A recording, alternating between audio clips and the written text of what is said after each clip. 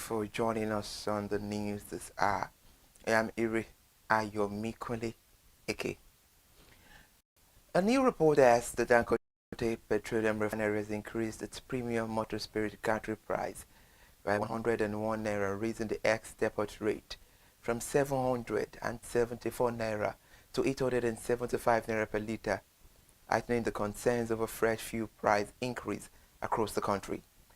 A senior official at the refinery confirmed the developments to newsmen yesterday, noting that the adjustment followed recent volatility in global crude oil prices. He said yes, the price has been reviewed and the new country price is now 875 naira per litre from 774 naira. The review became necessary due to changes in global crude fundamentals and replacement costs.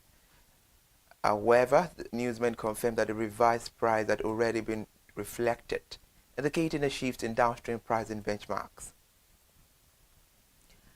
President Bola Ahmed Tinubu tomorrow will swear in Olatunji Disu as the substantive Inspector General of Police, following the anonymous endorsement of his appointment by the Nigeria Police Council on Monday. The swearing-in ceremony will take place during the Federal Executive Council meeting scheduled for the same day. Meanwhile, the Special Advisor to the President on Information and Strategy, Mr. Bayo Nonuga, announced the statement yesterday. The council meeting held at the State House in Abuja was presided over by President Bola Ahmed Tinubu and attended by the Vice President Kashim Shettima, State Governors, and the Chairman of the Police Service Commission, retired DIG Ashimu Arugungun, in accordance with constitutional provisions. Meanwhile, they made it known that also in attendance the event, the Secretary to the Government of the Federation will also be in attendance. Senator George Akume, the National Security Advisor, No Ribado, Chief of Staff, Mr. Femi Gbajabiamila, the Minister of Police Affairs, Senator Ibrahim Gaidema, FCT Minister Nyesom Wiki, and Head of Service, Mrs. Esther Walson-Jack. Away from that, the federal government has approved 4 billion naira each for 12 selected engineering and technology universities to rehabilitate the workshops and procure modern equipment. This was disclosed by the Minister of Education, Dr. Tuji Alausa, yesterday during the inauguration of the Implementation Committee on Tertiary Education Trust Fund Special High Impact Intervention Project at the Federal Capital Territory. The intervention targets the rehabilitation of engineering and technology faculties and federal universities of technology and conventional universities nationwide. Meanwhile, Dr. Lausa explained that the funds would either upgrade the existing facilities or support the constitution of new engineering workshops where necessary. We're still talking about education, but elsewhere, the Nigerian Education Loan Fund has approved an extension of its student loan application portal following a surge in applications from students across the country.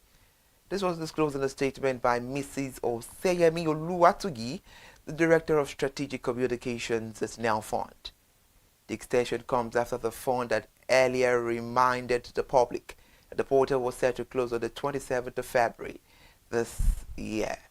And according to NEL Fund, the extension by some additional days is to ensure all eligible students are given an adequate opportunity to complete their applications pending the further management decisions and communications. The Chief Judge of the Federal High Court of Nigeria, Justice John Tosho, has responded to his invitation by the Code of Conduct Bureau over his asset declaration from expressing his commitment to transparency regarding development. His response is contained in a press release sent to newsmen by Dr. Catherine O.B. Christopher, Director of Information at the Federal High Court of Nigeria, yesterday, titled Chief Judge Representation and Proposed Date for Appearance Before the Code of Conduct Bureau. The FHC, the Federal Head Court, clarified that Justice John Teremba remains fully committed to cooperating with the Code of Conduct Bureau in respect of its invitation. And this minute, the Joint Admissions and Matriculation Board has announced that a total of about 2 million candidates have registered for this year's Unified Tertiary Matriculation Examination.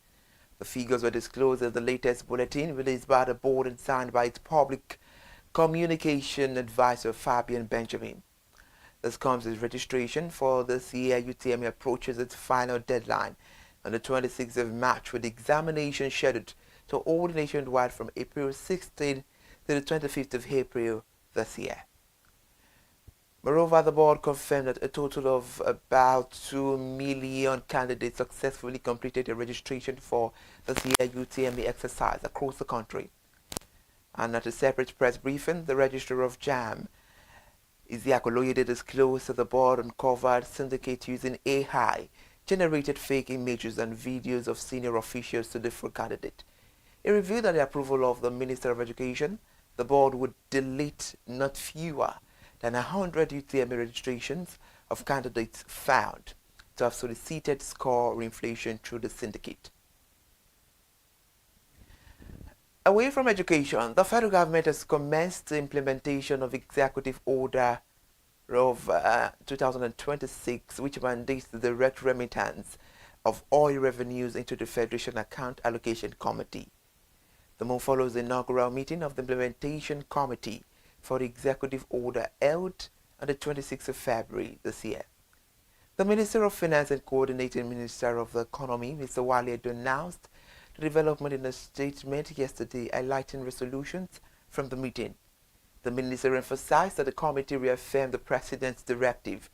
The revenues accruing to the Federation from petroleum operations, which was managed in a manner that upholds constitutional principles, safeguard the Federation revenues, and support fiscal stability across the three tiers of government.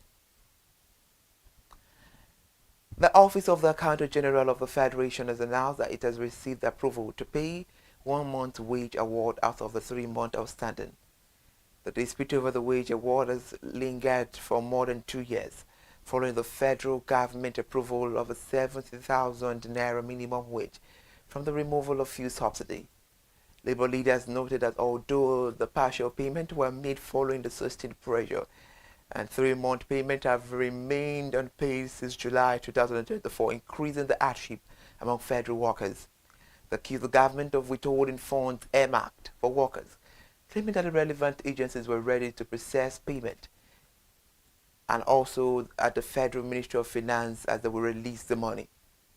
Meanwhile, last Friday, the organized labor in the Federal Public Service issued an ultimatum to the federal government demanding the immediate release of funds to clear 3 months of outstanding wage awards and other unpaid allowances owed to workers across ministries, departments, and agencies. And now, trading on the Nigerian exchange closed on a strong note yesterday, with key sectoral indices posting gains led by banking, oil and gas, and consumer goods stock. The data from the Nigerian Exchange Limited indicated that oil share index rose to 195,514.23 points from 192,826.78 points recorded on Friday for the weekend, and as the market capitalization climbed to 125 trillion naira, up from 123 trillion naira in the previous session.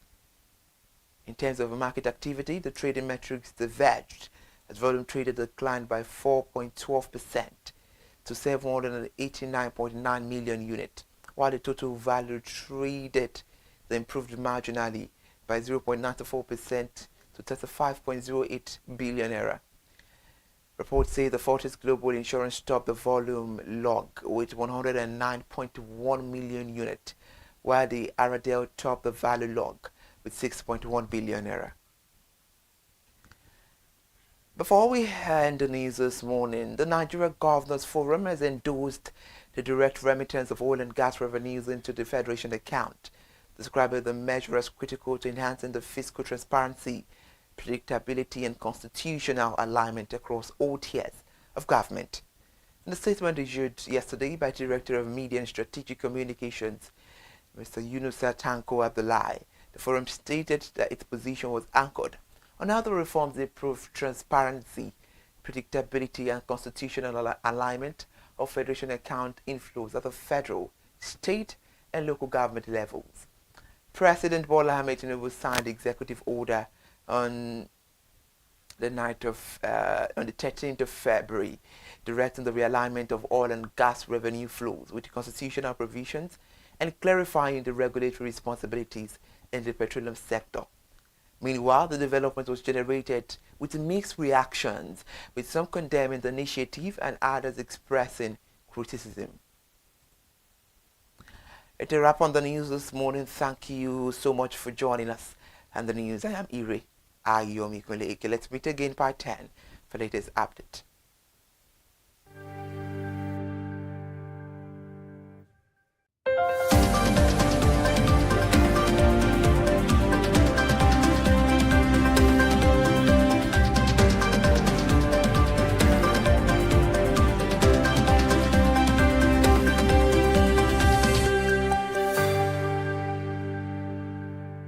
Hi people, my name is Mo Fakorede and I am a filmmaker and a film director, and you're watching ConsumerHalla TV.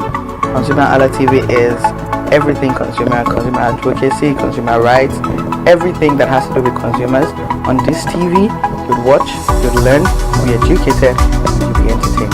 Keep watching ConsumerHalla TV. My name is Olubukola Ozone, a photographer and a social media enthusiast.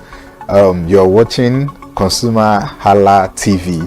It's a consumer advocacy TV. If you have a problem, anything, any consumer related problem, just holla at them, just like their name implies, and they're going to get it sorted for you. Keep watching, stay tuned. Thank you very much. Hi guys, my name is Joba Jalabi. I'm a marketing communications professional. I currently lead marketing at Flash Change, a fintech startup. Keep watching ConsumerHalla TV, a consumer advocacy channel. Hello, my name is Sharon Rotimi. I'm an actor and I am on ConsumerHalla TV. Now, ConsumerHalla TV is a consumer advocacy channel. So if you have any issues, consumer-related issues with brands and services, you can reach out to them and they will be sure to handle it or to cater to you. Thank you so much. Hi guys, my name is Iyebiye Adeton. I'm a film poster designer and illustrator. This is ConsumerHalla TV. It's a consumer advocacy channel. We show content on consumers-based news, entertainment, and all of that. So I urge you guys to stay tuned to ConsumerHalla TV. My name is Anoluwapo Alao, a sales consultant for Star Times Nigeria. This is a ConsumerHalla TV, where they discuss anything consumer needs and get knowledge about anything about consumer. So keep watching Hi, my name is Adebola Ogushino. I'm a filmmaker and you're watching ConsumerHalla TV. Any consumer related issues, they've got you. Hi, my name is Stephen Olorunshisi. I'm a strategy and sales professional currently working with Obey, and you're watching ConsumerHalla TV. I mean, this is one of the channels that you don't want to but stay on. Consumer advocacy, brand promotion, everything consumer, what you need to learn for your business to grow. This is a channel where you learn, where you experience entertainment to but it's good for businesses, for brands, and for an entrepreneur. If you want to know more about businesses, want to know more about brands, please stay watching. Alright, thank you so much, ConsumerHalla TV. Keep watching. Hello everyone, my name is Olanite Abidemi Adesina. I'm the lead principal partner at Holland Tech, and I'm a core artificial intelligence researcher. So I will advise everyone out there to remember that the only thing constant is change, and so we're in the era where you as a consumer, you have to adapt to that change, and that change is technology. And ConsumerHalla TV has come to showcase the need for technology in today's practice, as a consumer on one end and as a consumer stakeholder on the other end. Either you have a product you're pushing out there, ConsumerHalla TV is available for you to tell you the best approach to go on how to use technology to drive a product, and as a consumer, how to use technology to analyze the best product that will satisfy and give you the best of the thing. So stay tuned, join us regularly, and keep getting the latest updates and the best service a consumer can get on our social media, Facebook, Instagram, YouTube, at ConsumerHalla TV. Thank you very much and to always serve you the best of information. Thank you. Hello everyone, my name is Oluwafemi Peter Oladele. I'm a medical laboratory scientist and the chairman for the Young Medical Laboratory Scientists Forum for Lagos State. I'm encouraging you to always be on this platform, the ConsumerHalla TV, for everything consumer related, where you get information about the market, about brands, and all things around that. I promise you it's very engaging, very enlightening. Knowledge is power. Stay connected on all social media platforms, and trust me, you won't want to miss it. My name is Dr. Ajibade, Media and Insight Manager at Rice Representative, and I'm on ConsumerHalla TV. And I want you to be watching this TV because this is a consumer advocacy TV. Anything have to do with consumers, anything have to do with your complaints, any issues that you have concerning anything, this is a platform that you can come to actually air your opinion. And you can follow them on all social media platforms, and also on YouTube. ConsumerHalla TV, the best channel for you. Hey, hello, this is Alex Afolalu. I'm a property lawyer in Nigeria, and you're watching ConsumerHalla TV. If you are having any consumer rights issues or your consumer rights have actually been violated, always make effort to reach out to ConsumerHalla TV. They are go-to person. They're actually going to help you.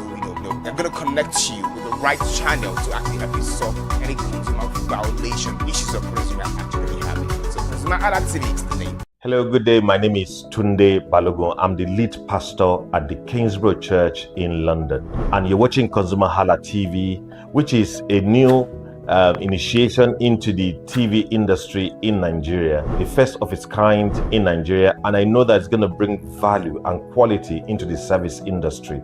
ConsumerHalla TV is here to offer value to service industry and to give a voice to consumers, bring awareness to the brand industry, and also bring education to what it is to have quality for what you paid for. I know that through ConsumerHalla TV, you are going to be able to get what you have paid for quality-wise and also give a voice to you in wherever it is that you do. I am here to support and give a shout out to say that keep watching ConsumerHalla TV and we'll have a better quality for value in Nigeria and in the global space. Please continue to watch ConsumerHalla TV because it is here to make things work better for you. It is on this note that I would like to say a big congratulations to the chairman and CEO of ConsumerHalla TV, Pastor Tunde Olufowora, and all the staffs of this great organization. Thank you for what you do. You are making things happen for us, and I pray that God bless you. Thank you. Hello, my name is Toyin Balogun. I'm here to give a shout out to ConsumerHalla TV, #1 platform helping you to shop smart, spend wisely, and live better. Anytime you have any kind of issues with your shopping, or you want to know a very honest review, please contact ConsumerHalla TV, here to help you. And please join the community where we can all make life easy and better for all of us. Hey there, do you know in the world today, everyone is a consumer. And as consumers, we all have the right to be heard. In Nigeria today, as a consumer, you have all right to product information, right to fair pricing, right to return goods, right to product labeling, right to fair dealings, and a lot more. Well then, have you heard about the new media channel? ConsumerHalla TV. ConsumerHalla TV. ConsumerHalla TV. At ConsumerHalla TV, our goal is to inform and educate consumers in Nigeria with insightful news alongside development within the fast-paced world of consumers through well-researched, specialized, and analytical content.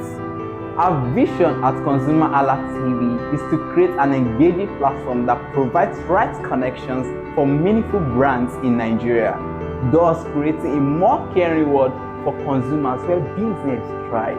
And guess what? Our ConsumerHalla brand is the first consumer complaint resolution portal in Nigeria, powered by a 72-hour feedback mechanism. We offer consumer advocacy, informative talk shows, branding promotions, advertising, and lots more.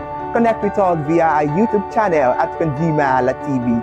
Follow us on our Facebook page, ConsumerHallaTV, our Instagram page, ConsumerHallaTV, and do well to subscribe to our YouTube channel. Subscription is free, ConsumerHallaTV. At ConsumerHallaTV, you deserve to be heard. At ConsumerHallaTV, you deserve to be heard.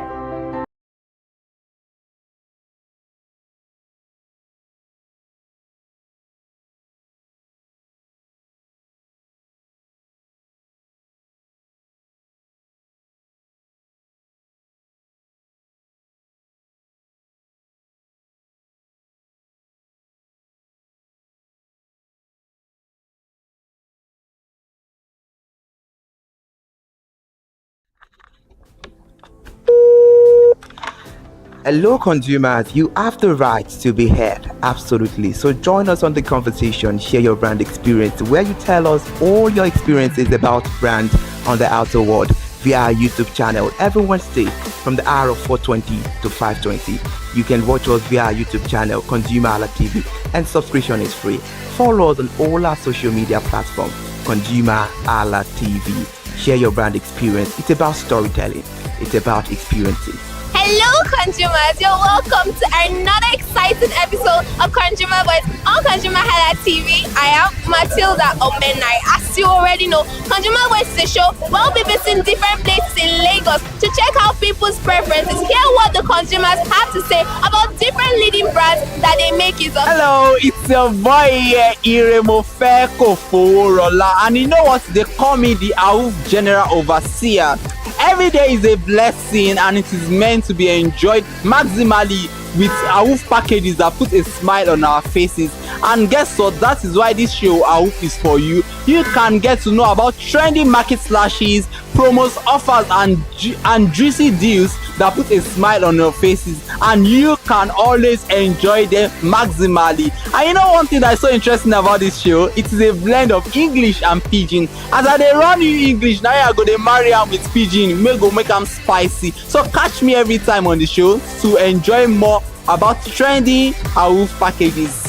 Peace. Public service announcement. Hello consumers, I am Kikelomo Ajibola and welcome to the Scam Alert segment on ConsumerHallaTV.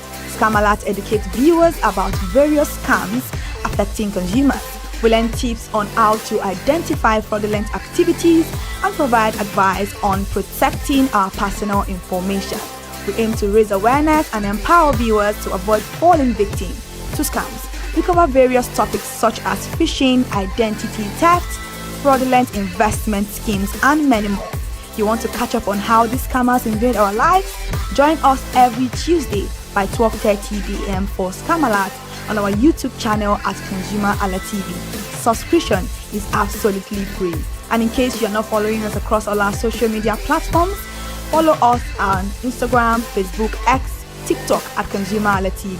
Don't say I didn't do anything for you this 2025. Bye. Welcome to In the Marketplace. We are taking you on a journey behind the scene of Nigeria's most vibrant market, from the sight and sound of the market to the stories of the people who makes it thrive. We will be sharing the untold stories that brings this market to life. Join us as we explore the history, challenges, and triumphs of the market vendors.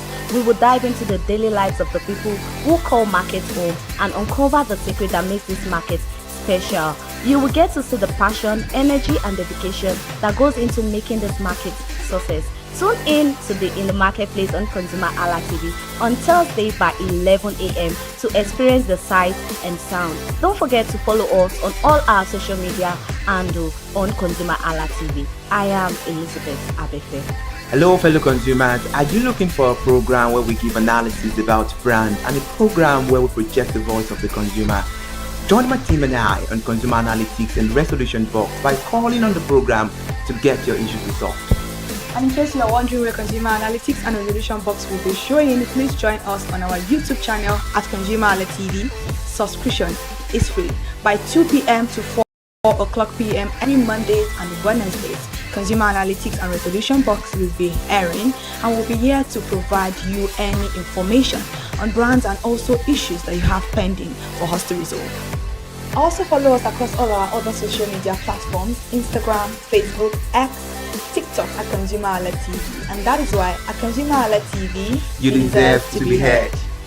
Hi everyone, I am Iri Ayomikunle Eke. Join me live on Perspective every Mondays to Friday from the hour of 9 to 10, where we have meaningful and engaging conversations about all the burning and pressing issues making the round. Issues related to our economy and consumers. It's conversing, it's relatable, it's beyond interview. We have expert analysts who gives updated analysis about all aspects of a conversation. Join the moving train by subscribing to our YouTube channel, ConsumerHalla TV, and do well to follow us on all our social media platforms, ConsumerHalla TV. Stay informed.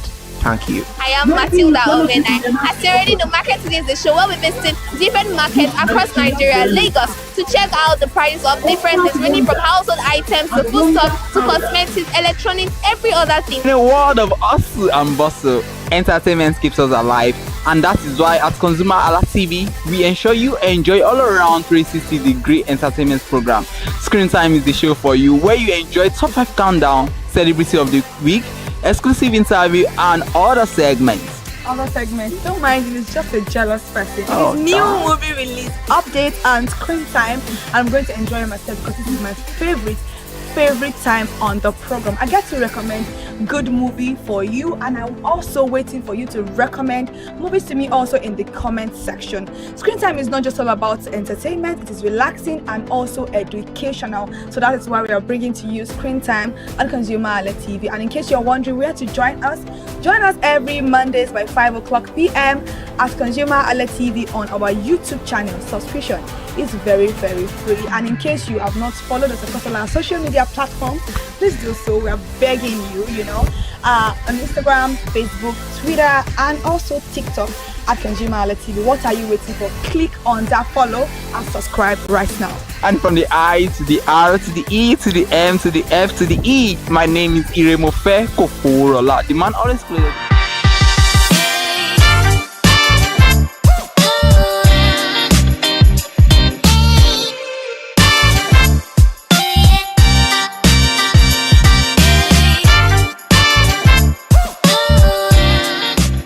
When we wear clothes, it is to cover our nakedness, look beautiful, and look well put together. But maybe if we understand how much it costs to put together a single piece of clothing, then we try to appreciate more the importance of clothes in our lives. Hello consumers, welcome back to another episode of Market Today on ConsumerHalla TV. Today we are at Yanoikwaja Market to understand the recent prices of clothing materials. In this market, we'll be checking out different fabrics, threads, and even zippers. And what we want you to do is to only watch this video, then come to this market with your budget and buy. My name is Nwoke Peace, and this is me on Market Today for ConsumerHalla TV.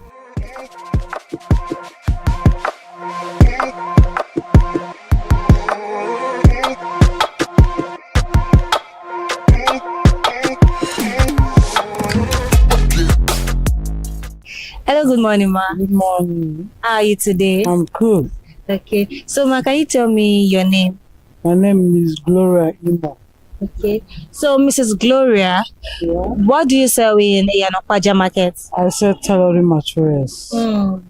Yeah. So, tailoring materials. Yeah. So, tell me the type of materials you have here. Tell me what you sell basically in this shop. Okay, what we sell here is any type of tailoring materials. Okay. We sell door face, we sell abalining, crepe, we sell thread, different type of tailoring materials. Okay. Something that you use to sew your clothes. To sew clothes. Yes. So I see that you have zips, different types. Yeah, we have zips, different type. Then many things. You can see it, you see inside everything. Yeah, the wall. Yeah, the wall, the tape, this thing, machine paste, everything, every kind of anything that a tailor makes use of, you sell it. Okay, so I mean, you sell quite a number of tailoring materials here. So let's talk about the prices. Okay. So for the ones that you can remember, let's just talk about the prices of this item that you sell. Okay, about line row. Okay. One row is 15,000. Okay. Door face row is 30,000. Okay. thread. You can buy thread is 1.4. That's per Yeah, but bag you can buy the bag, but I can't fix the price. It's Morgan normally fix the price. Okay. Okay, you know, I don't know. I don't know what to say. It's just as some things here. I don't know the price like that. Okay, so you don't really sell. You don't do. What is I have your- my boys. He's my boy. He wants to buy something. He's one normally knows the price more than me. More than you? Yeah. Okay. So what? Let's talk about the ones that you know right now. The Dollface. You said that the roll is 30,000. So if I want to buy per yard, okay, how much will you per sell? yard is 950. 950. Yeah. Okay. What about the crepe? Is it crepe or the one for 15,000? Aba lining. Okay. So what Per about yard, the Aba lining? Per yard is 450. Yeah. Okay. So how long have you been? I know you said it's your boss's shop, but how long have you been in this market? How long have you been in this business? It's long. When I married, my guy is there. Okay. So since 2009 that I married, Okay. we are here. Oh, We okay, have your branches husband. both up here. Okay. Yeah. I thought you meant your boss. No, it's my husband. Okay. We have different branches, both up here. Oh, all right. So, Mrs. Gloria, where do you buy from? If you want to buy the goods, sometimes we brought it from China. Sometimes Highland. Island. Yeah. Okay. So is it like you have suppliers there, or you just go there and you buy when you buy We have on the island? We have supply. Sometimes we collect from importer like my husband. Okay.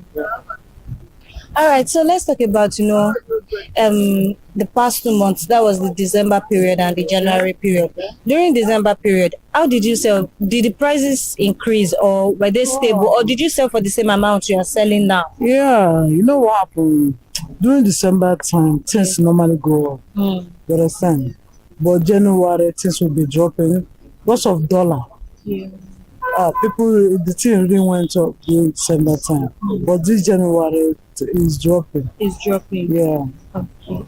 All right. So let me ask you, when during that period when it went high and then January it decreased. Right now, is it still decreasing or is stable? It's stable right now. So what are your customers saying about the change in prices? They're not saying anything because they know. They know that during December things normally even increase of if you go to work, increase of how to clear it. Clearing agent is expensive. Everybody knows. So they are not complaining. Okay, so I won't leave here without asking about the price of this zip. The zip, yes. Okay. So how much do you sell zip? Zip per dozen, different type of zip. That's why I don't. Some is per dozen. It's my boy that knows how they say this thing. I'm telling you. Okay. He just went out. I will not like. Okay. All right. Thank you so much for your time.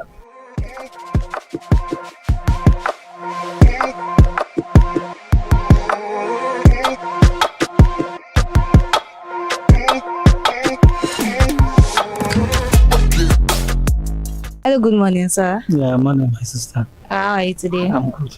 Okay, so can you tell me your name, sir? Okay, my name is Chibueze Hualo. Okay, Mr. Chibueze, what do you sell in this market? We are selling materials. Materials? Cotton and sew, yeah. Okay, cotton and sew. Yeah, different materials. Okay, all right now, so cotton and sew, different materials. Can you just tell me the types of materials that you have here? I have different type of materials. I have jonkoso material. I have crepe. I have organdy here. I have lace, net lace here. I have velvet here. Okay. Yeah. I mean, I know crepe, I know velvet, but that jonkoso and the ongandi. Because you are not in that field now. You cannot know that. But you are a woman, but maybe you are not tell us. Even if you are tell us, some tell us know all. Oh, okay. So it's not in your field. Okay. Yeah. All right. So, okay, let's talk about the prices. At least we know what you sell. We know the types of fabric you like have this here. one now, so baby. This one? Yeah, we are calling it a baby. Oh, baby. I know, baby. You know Okay, so let's start from the Obaby now. So, how much is Obaby per yard? We are selling it 1 for 1 3. How much we are selling it? Why is it 1 for 1 3? Why is the sometimes price will go high, sometimes it will come down. Okay. All right. So tell me the prices of the other fabric that you have here. I have Jonkoso here. We are selling Jonkoso 2 3. Jonkoso. Please, where is the Jonkoso?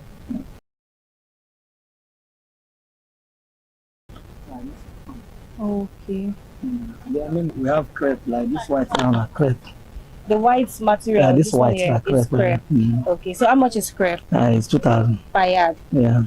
Okay, so let's talk about the most affordable item we can get, a fabric. What is the most affordable fabric we can get in this shop? Affordable prices means how your pocket is now. The one you call affordable, maybe others may not afford it. I think you understand now. Okay. The one you may not afford, others may afford it. So affordable means how your level is. Okay. So let's talk about my level. What if my level is? I don't know how your 1,000 naira now. Let's say I have 1,000 naira. I don't know that your level is too high like that.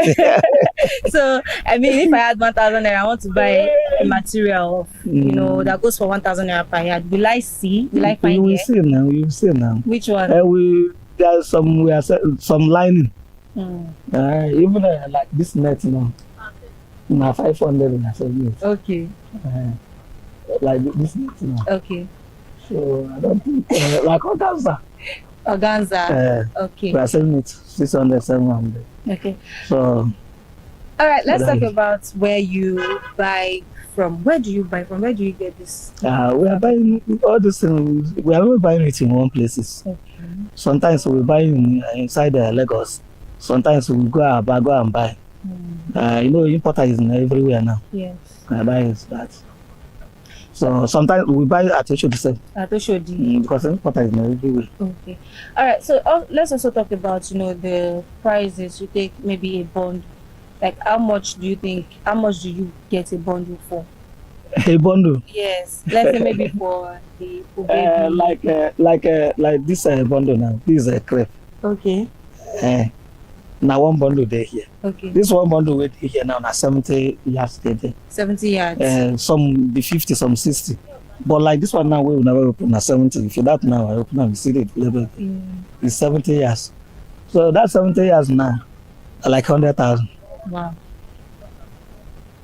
As it is so now 100,000. Yeah, 100,000. So bundles they different. Yeah. Like this is Jonkoso now. The bundle 100,000. Wow. All right, sir. Let's also talk about the past 2 months, the festive season, and then January. That's the start of a new season. During the festive season, did you sell higher? Was the prices higher? And during January, was the prices still higher, or did it reduce a little bit? Nothing reduce. Only customer now reduce. So from December to this February weekday, no price of material way less. Wow. Now customers now then reduce. Wow. You understand now? Yes, sir. So no reduction of any price. But anybody will tell you say price reduce na lie. Now customers reduce. How customers are rushing on December time. Yeah. It's not how they are rushing now. Coming now. Yeah. So that is the only thing we reduce. So all these markets now at the same price we will sell them on December time we are still selling it. And December the price we are buying it that time is the same price we are buying it now. So do you think there's a reason people are not coming? People are not buying right now? December is the season time now. People are traveling because of Christmas time and New Year time. But as we are in this February, there's nothing where there's no festival that is coming. Yeah. Unless it starts time now, things may change small. Okay, So that is that. How long have you been in this market? How long have you been in this business? This business, this market. Both of them. Anyway, I've been long ago. I'm not gonna tell you lie. Okay. Because I started this business during the time I was in Ochoti. So around let's say 1993, I started this business. Wow. During the time I Abiola campaign something. Yeah. I started this business. I there at Ochoti. So sometime after that, I go Agege. I sell from Agege. I did Total. That roundabout, that Total near the way police station. Yeah. I did this market. Even self, Agege self, I did Lewis Street. That time, the back of Pennsylvania. There's one street where they call Lewis Street today. Yeah. I don't sell this market today. Okay. So 1995, I come. That time where I did Agege self, I still have shop at the Okay. All right. So just I don't spend more. Yeah.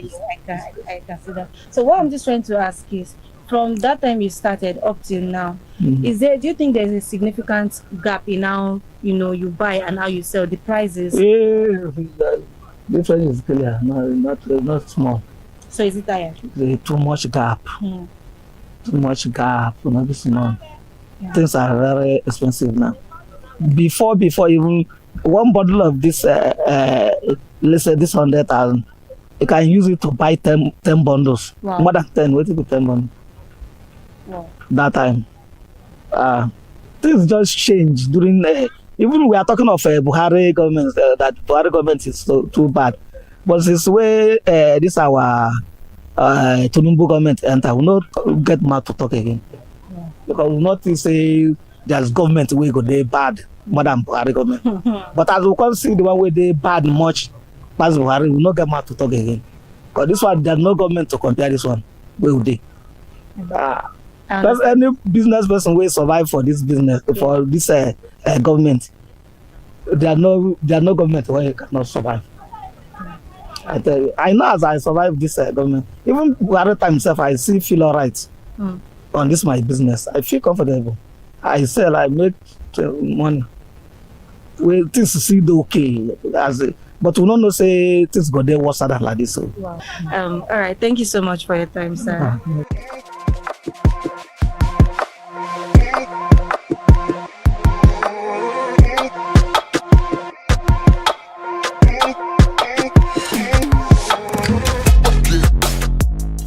Good morning. Good morning. How are you today? I'm cool. Okay, so can you tell me your name?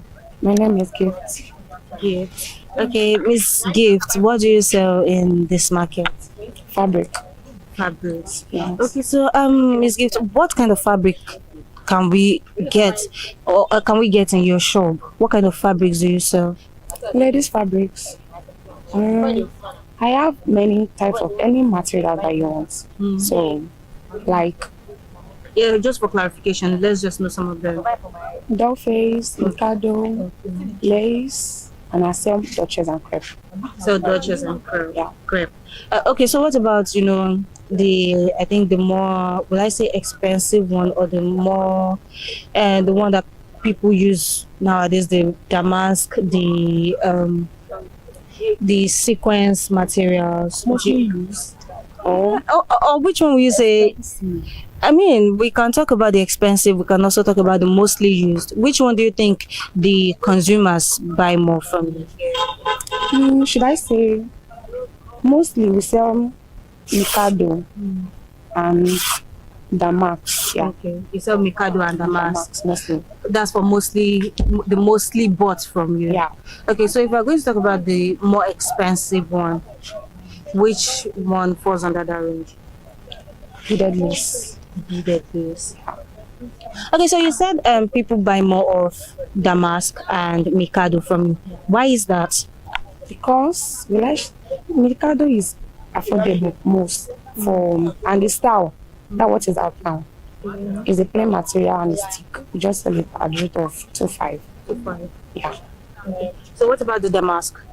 The damask, there's a low budget, right? And we have the higher one too. The one of like 7K, 10,000. That's per yard. Per yard, yeah. Okay. And there's still the one of 3,000 for damask. But we don't really have that one much because I don't think, because of the texture, it can't even last long like the bigger one. Okay. Okay, so you also mentioned that the more expensive one is the beaded lace. So let's talk about the price of that one. How much is the beaded lace? The cheapest is 13 for 1 yard.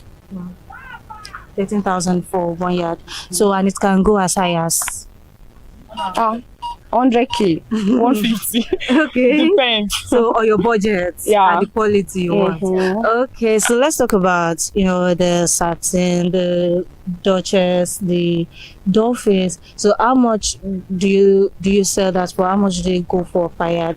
Dolphins is 1,000 per yard.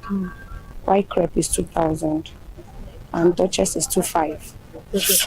Yeah. Okay.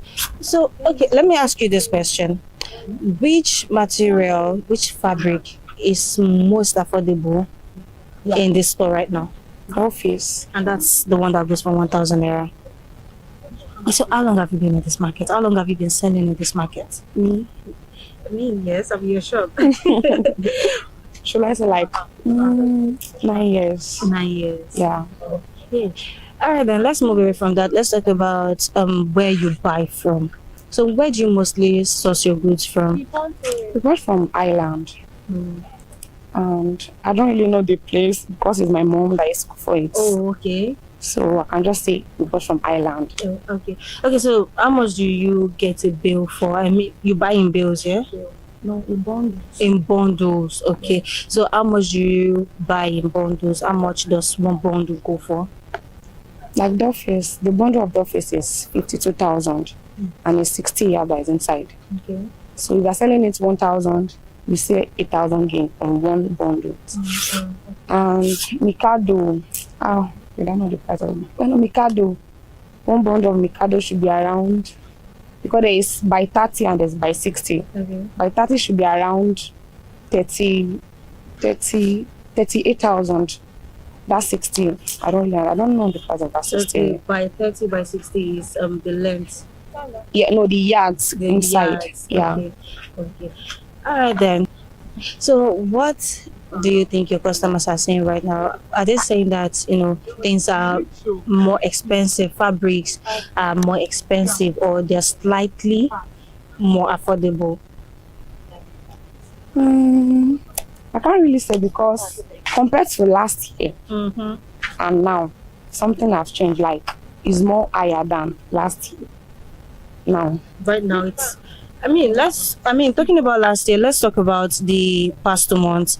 Let's talk about let's talk about January and December. And December period. Okay. We're saying February. So January and December period. That was the festive season, and then January, that's the start of the new year. Okay, so during the festive season, what was selling like? And then entering into the new year. How did it change? How did selling change? The prices, how did it change? Because, should I just say, because of festive, though, every market is going to top up. Because how will I put it?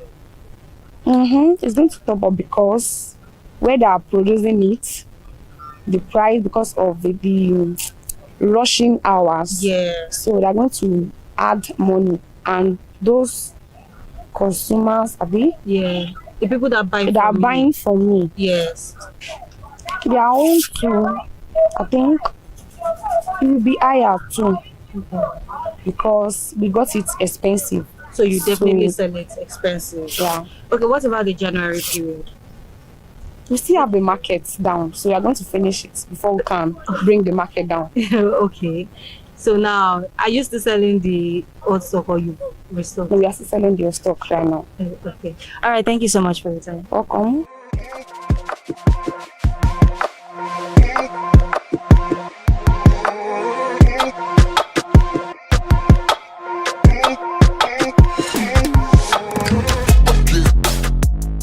Hello, good morning, sir. Hello, good morning, my sister. How are you today? That's good.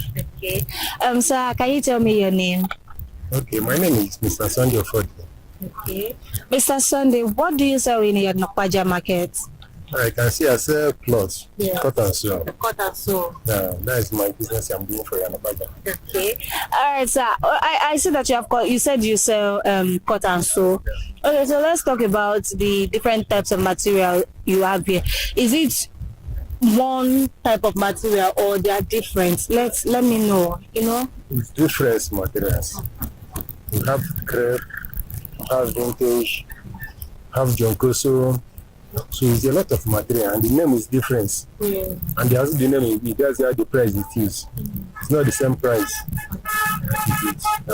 So for the crepe, for the jonkoso, for the Duchess. So tell me the prices. How do you sell per yard? Depending, say all this in like a crepe now. Yeah. You get the one who can sell 1,005. Okay. You get the one who can sell 1,007. So depending for the quality. The same thing with the jonkoso. Jonkoso get 2,005. We get 3,000 we can sell for customers. That was the crepe here. Duchess is 2,000 naira we sell it here. Duchess is 2,000. Yeah, that's the price we sell it. So where do you buy these materials? Where do you get them from? Actually, we bought this material from Aba. That's where we bought from. I bought my own. I don't know about of any other person. Yeah. But that particular person I bought him from Aba. You buy from Aba? From Aba, yeah. Yeah. Okay. So do you go to Aba to get them or they bring it over to you? Sometimes I went Aba. Sometimes they do way for me. Depending how I need it. So when you buy, do you buy in bale or you buy in bundle? Yeah, we bought it. It's not for bale. We bought it for bundle. Bundle. Yeah. Okay. So how much is it per bundle? Because I think the prices will be different based on the material, the crepe. So how do you buy the bundle? How do you buy the bundle is different. You get small bundle. You get big bundle. Okay.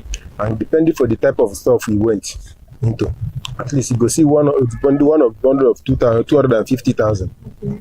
And you can see the one of 180,000. So depending for the type we went, that is it. How big bundle and small bundle. Okay, sir, let me ask you, during the festive period, that was the December period, the price increase? No, it's not increase. The price is not increase. Because that December time, we don't take a much gain in sale. Because we sell steady, but now like say market today dull because of during this fasting now. Yeah. Market go up a bit. Before a person go see 3 people buy market per day, you have to add some things for that market. That is how it is. Okay. So do you think maybe when the fasting period is over, things will become normal or it will become better? No, I don't think say things will become normal. But what I know be say the normal thing where it go there be say market still they move as they move before than during the fasting period. Because during this fasting period now, market you can see a lot of people now are sleeping. You can see our road, nobody's moving for the road. That is it. Okay. So let me ask you, sir, how long have you been in this market? Yes, I don't stay for this market more than 30 years. I'm not a newcomer for material. Wow. Okay, so that period when you started compared to now, what will you say about the price change? The price is change well now. How much I start business? I started business with 50,000 naira. Wow. But now how much person there? And if they go market and I know carry 1.2 million, they can't go market. So the price is change. At that time, how much a yard? Yard 2 naira 50 kobo. But now 1,000 something. So you see a lot of difference. But that's how it's supposed to be. Yeah. So Papa, here is my last question for you. What is the most affordable material I can get in this shop right now? The material you can get for here now, right now, is a vintage. Vintage. Yeah. So how much is it? 1,700. 1,700. Yeah. For 1 year. For 1 year, yeah. Okay. Not 1,500, not 1,600. No, 1,700. 1,700. All right. Thank you so much for your time, sir.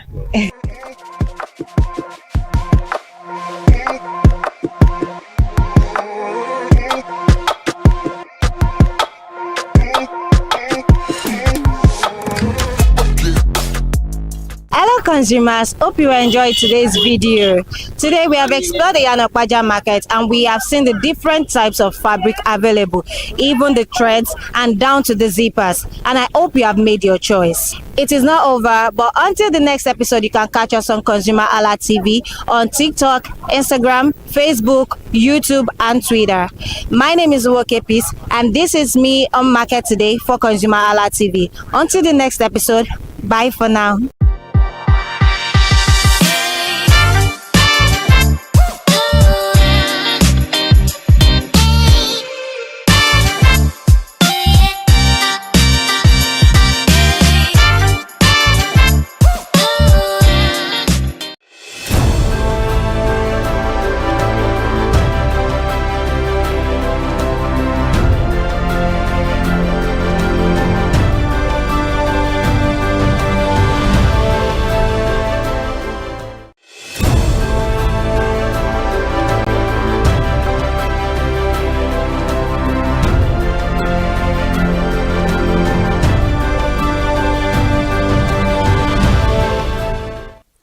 Good morning, Nigeria. Thank you so much for joining us on Perspective, the breakfast show on ConsumerHalla TV, where we talk about all pressing and burning issues making the rounds. I am Ire Ayo Mikule Eke, and today will be quite special because I'm not the only one on the conversation this morning. Kike, good morning. Good morning. All right. Now, thank you so much for joining us on the conversation. Happy New Month. Happy New Month. All right. Actually. Okay. I'm sure you're ready for the conversation. I am. This is my first time on Perspective. All right. Good Let's then. go. Let's kickstart. On today's edition of Perspective, we'll be metal decal a bit because we'll be looking into the crucial role of a medical laboratory scientist in the fight against the antimicrobial resistance. And the medical laboratory scientists are key players in fighting antimicrobial resistance, AMR, I beg your pardon. They use tests like microscopy, culture, and the susceptibility to test the identify pathogens, which are the bacterium, virus, or other microorganisms that can cause disease, and also to guide treatment and track the resistance patterns. This helps preserve the antibiotic effectiveness and protect the public health. Simple actions like seeking proper diagnosis and avoiding self-medication, which can make a big difference. And for more insight on the conversation this beautiful morning, we have Mr. Oluwafemi Peters Oladele, who will help us understand the importance of this conversation relating to our economy. It's a pleasure to have you, Mr. Peters. Thank you so much for joining us on the conversation. Thank you so much for having me. All right, then you look dap. Thank you. All right, are you ready for the conversation? Definitely. All right, good. Now let's get into it. What are the most common misconceptions about AMR, and how can we address them in Nigeria? So the biggest one would be the common knowledge which we are driven by at the start of the word, which is that every ailment, every sickness is malaria or typhoid. Yeah. So this belief has driven us to everyone being physicians of their own. You'll see a mother who sees a child, I have a headache, I feel hot, and just runs to the chemist, yeah. to not even the pharmacy. The chemist, the like we call in Nigeria. a chemist, just a roadside shop to get Medication. anti-malaria, antibiotics, to just get them treated. And once they feel that, okay, this person, the fever has broken, no more headache, they stop the medication. And according to World Health Organization, it is funny to say that wellness is, or well-being is not just absence of disease. It's not just when you don't feel well. It's the complete and awesome physical, mental, and social well-being. There are some people, they don't feel hot, they don't have fever, but then they are sick. They are mentally sick. So if you not say that, okay, it's only when you have fever that you're sick, it's a fallacy. So the major misconception is the fact that we do not understand that well-being or wellness is far beyond just absence of these symptoms. Okay. There are many diseases that might have the same symptom. Take, for example, the common cold. Yeah. Influence caused by maybe influenza. And also look at, compare that with pneumonia. Bacterial pneumonia, though they do have the same catarrh, cough and all that, but then if you use antibiotics for what you can just treat with by just resting, because your body makeup has its own war machineries that fight these things, which are the white blood cells. So sometimes what we just need is rest, but then everything is malaria, typhoid. So I believe that with this understanding that not everything needs treatment first, and the right way, how do you know that your the cause of your car's fault if you don't take it to a mechanic to diagnose it? Exactly. So we just see ourselves just doing things just because we feel like it. I think we even take care of our cars more than we take care of ourselves, because we all know that you cannot just open your bonnet and start, going through it. But when it comes to our body, ourselves, which is actually the engine of life, we don't get to take care of it as much as we do other things in life. But before we continue on the conversation this morning, I want to actually understand what AMR is.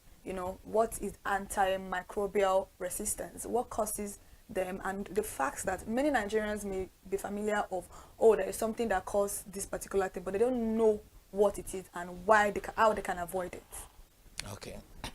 In simple terms, let's take, for example, someone comes to you and gives you a slap through this door.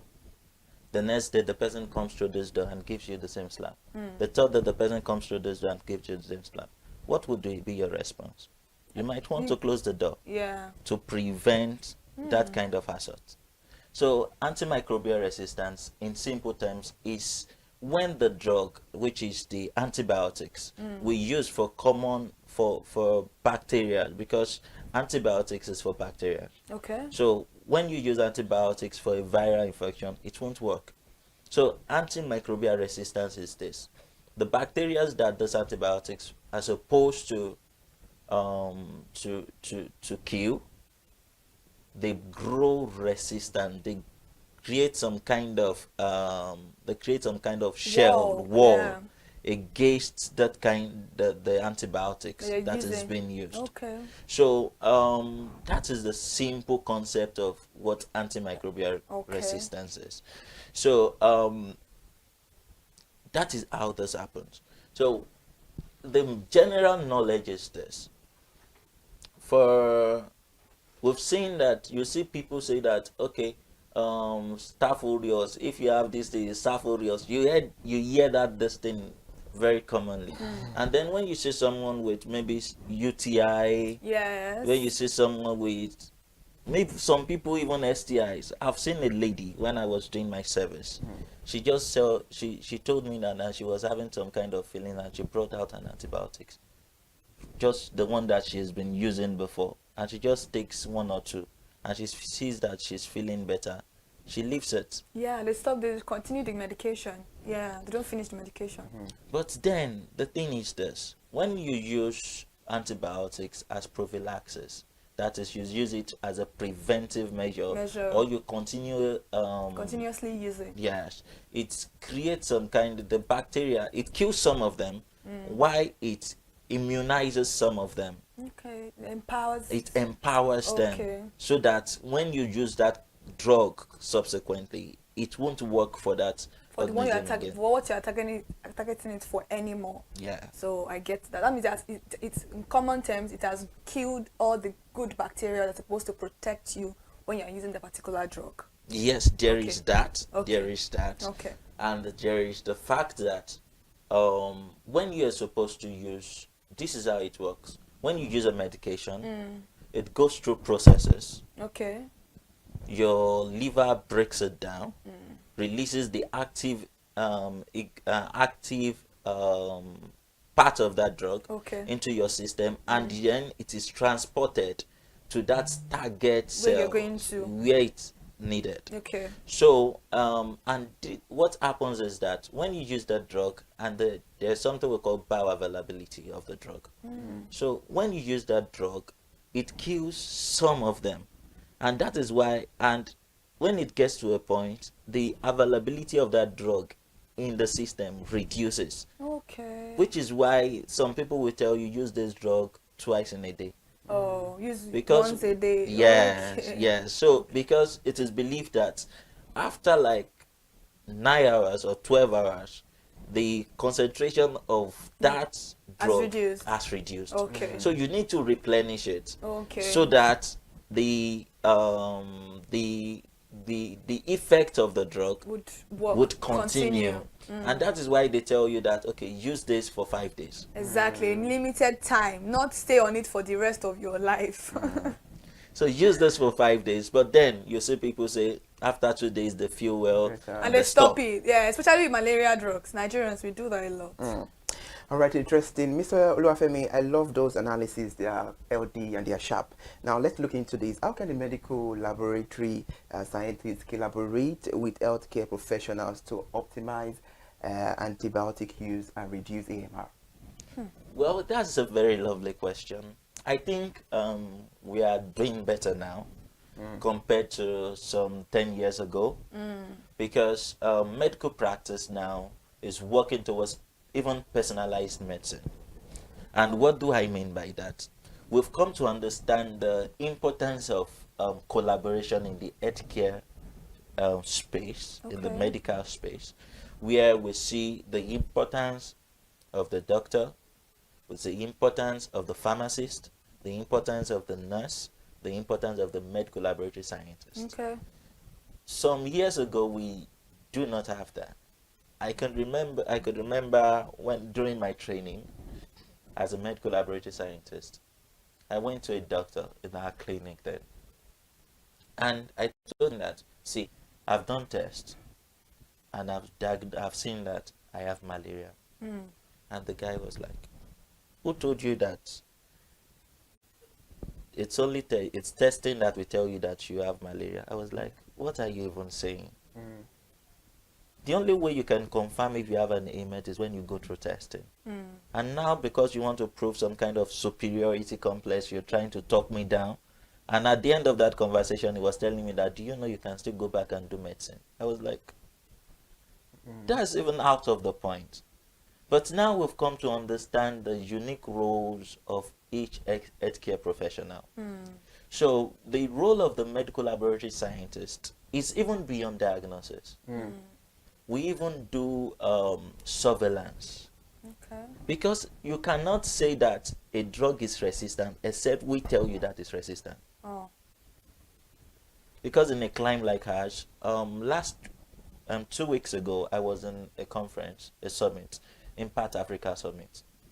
And then they asked a question like, okay, how do you know the effectiveness of the drug and all that?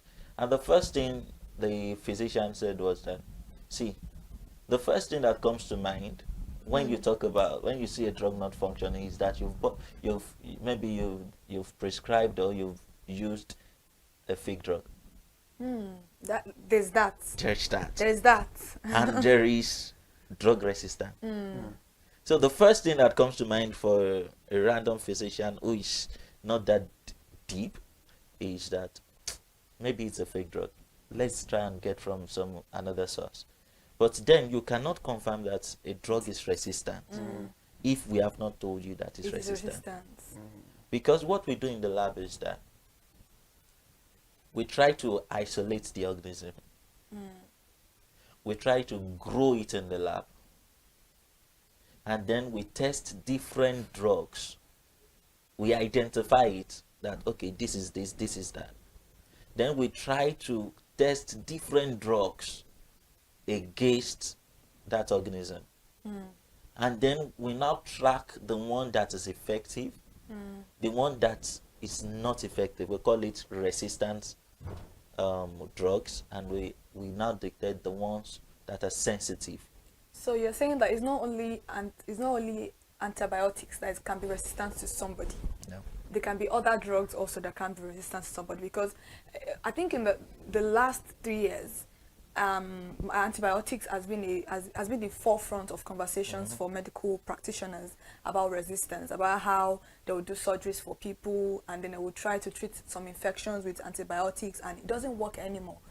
All because of the fact that the people, Nigerians, we tend to use a lot of antibiotics. I don't know who is prescribing it for us, but any little thing we're going to, just like a UTI you mentioned, most ladies will tell you, I'll use Flagyl 400 and then I'm good to go. You didn't go to the hospital to know whether you can use it. You didn't even know whether you can take injection for it, because a lot of people think infection is stereotype alone to sexually transmitted disease, whereas you can get UTI as a lady in a different form, but they don't know. Maybe they are shy to talk about that with their doctors. Maybe they don't want to be judged, because most of them will be like, why would I go to the hospital to go and tell a male doctor or a female doctor that I have? They'll be like, oh, maybe I am loose. Those are conversations that medical practitioners need to actually have with different people. They need to bring out this awareness that there's some illness that is not even associated to STI, but many people don't know that. We are, according to maybe research or statistics, it's common for women to actually have infection. Maybe because of where you are using your toilet, maybe the water you are using. The first time I got a UTI infection, it was the water in where I served in Ibadan. It was a well water that I used, and I noticed it, and I'm like, I've never, something that I've never noticed that before. I've never had a change in my body like that. So I called my father. Like, Dad, this is like, okay, go to the hospital. Somebody told me, a friend of mine told me to use Flagyl 400. I've never heard of Flagyl as 400 milligrams. I only know the Flagyl, and that Flagyl that we even use for stopping poo is not even a right medication for stopping poo. So I don't use it anymore. But if I tell my mom now that you don't use Flagyl, she'll be like, that's what they used to stop poo. There's a particular medication for poo, for you to stop your poo, for stooling. That's not it, but she doesn't listen. So I called my father. Was like, no, go to the hospital, go and check what's wrong, because I just explained my symptoms to my friend, my female friend, and she was like, no, just use Flagyl, that's it. So maybe she has gotten it a lot of time, because that was the first time I was getting it. So I had to go to the hospital, and when I got, they were like, oh, buy a grapefruit or a grape wine, make sure you finish the whole bottle, and just come for 2 days medication, 2 days injection. And I went, and in that 2 days, that was, and when I told her, I was like, are you sure it's gone? Because I treat mine sometimes for like 2 weeks. And I'm like, you can see the difference of someone that went to the hospital. And the doctor even explained to me that sometimes if you take a lot of grape, or what they call it, this grape juice, it tends to help your bladder release more, because you are forcing your pee, it's not coming out. But then your bladder is full, but because of the fact that you have a little bit of obstruction, that is the reason why. So just make sure you always take grape fruit, or I can't remember the name of but it tastes like grape. But I remember I took that Eva wine or something, that red one. That's what he recommended for, and I don't think he even gave me any medication. It was just those 2 days injections, and that was it. But for my friend, it was a different experience entirely. So it could be that for her now, maybe she's already getting that resistance that you are talking about. How can you be on that Flagyl is very bitter. So I don't know how you're using it for a whole, and she's telling me 1 in the morning, 1 in the night. So you're telling me I'm going to use like 3 sachet for like, because I'm treating something. No, that's not going to work for it. So that's why I'm very particular about. It's not now just about antibiotics. There are also other medications that you can actually develop resistance for. Yes, there are actually other resistance is resistant. It can be to a viral drug, it can be to many kind of medications, any kind. But the most common one has been antibiotics. Biotics. Okay, because that's what is very common. That is the most common one. And people just believe that if it has worked the first time, it will work the second time, which is not entirely true. The body has, take for example the UTI. The body has good microorganisms that actually protect you. But then when you use antibiotics indiscriminately, you kill them. Those are the good bacteria I was talking about. Yeah. So you kill them, and then you allow for these bad microorganisms to be playing ball. All right, interesting. Mr. Olufemi, while making your analysis the other time, you made mention of the role of the laboratory and you made mention of surveillance. Now, let me ask you, can you please elaborate on the role of surveillance in tracking resistant patterns and informing public health policies? So, like I said the other time, we've had a lot of policies around antimicrobial resistance, which has helped also in preserving and protecting higher burden on our healthcare system. Because currently, you will talk about brain drain. I saw a consultant, I think nephrologist, saying that in the current statistics for consultant nephrologists is 1 to 1, is it 1 million in Nigeria. Now imagine a situation whereby, and what happens when antimicrobial resistance occurs and we do not track it down now, is that it increased hospitalization rate. People will keep on coming back and coming back and coming back to treat the same thing. And it increases the burden on our healthcare system. The same time a doctor would used to attend to like other people, they will keep on using it to attend to same persons. So we see that, and then we've had the role of the medical laboratory scientists to help the physician track down and know how to make their treatments more effective. So, like I said the other time, you cannot know if a drug is resistant if we do not tell you that it's resistant. We are the ones that know the pattern. We see it from the lab that, okay, after a while, and that is the reason for data. We have our data. So we see it from pattern that, okay, over a while, and for example, we have MRSA, which is the methicillin resistant Staphylococcus aureus, which is being tracked right now. That is the role of a medical laboratory scientist.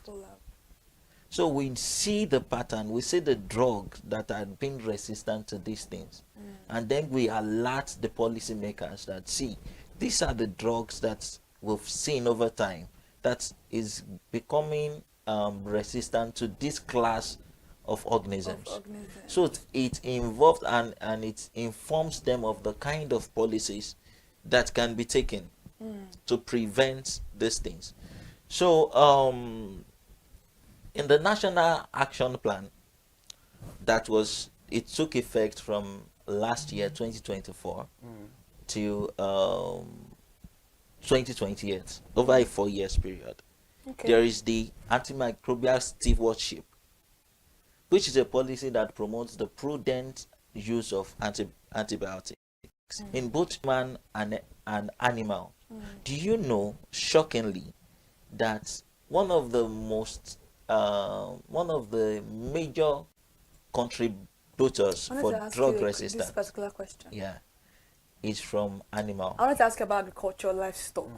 That's where my question is going to come from, because it's very, like, I'm aware of the fact that the medication they use in treating what we ingest can also cause a lot of antibiotic deposits in our body. So I wanted to ask you that. I wanted you to even explain in great detail how that's, because a lot of Nigerians consume chicken, beef, pork, stuff like that, and these are the medication that these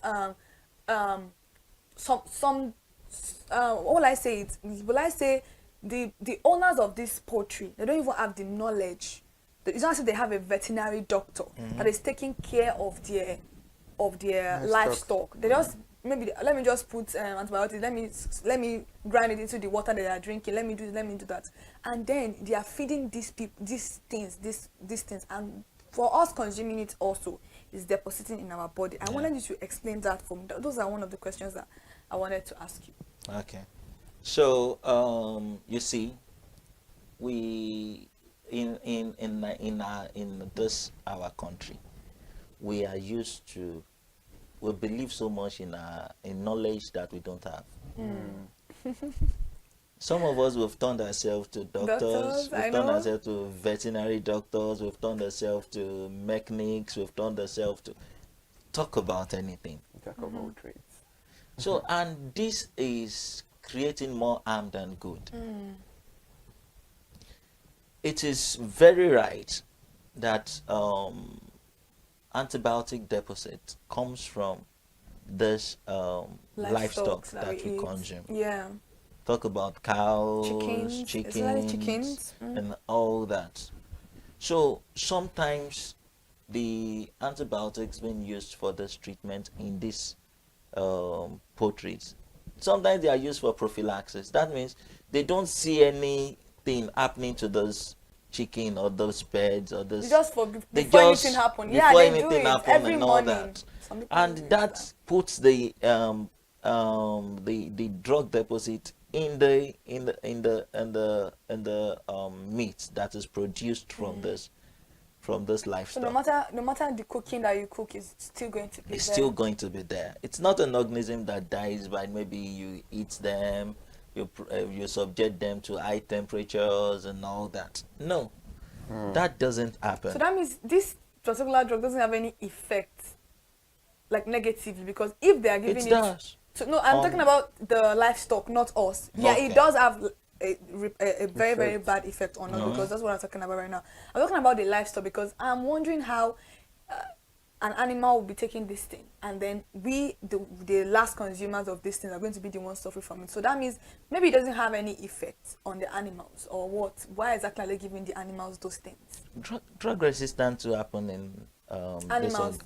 It does. Okay. It does. Okay. And what happens is that when we now consume this produce, we take these, we call them superbugs, because they've been exposed to these drugs over time, and they've built immunities against them.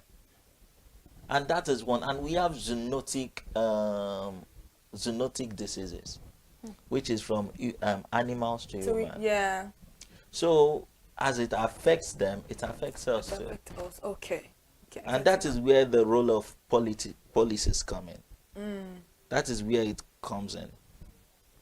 All right, interesting. I know you're enjoying yourself on the conversation this morning on Perspective.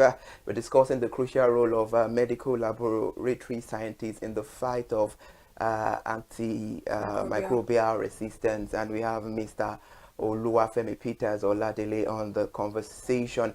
Let's go on a short break. When we come back, we dissect and ponder better on this issue. We'll be right back. Thank you so much for staying with us. Please sip your coffee. We'll be right back.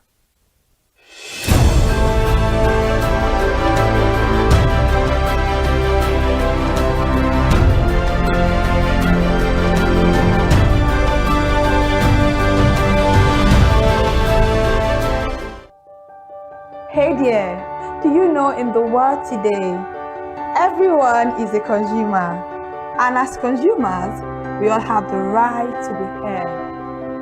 In Nigeria today, as a consumer, you have all right to product information, right to fair pricing, right to return goods, right to product labeling, right to fair dealings, and a lot more.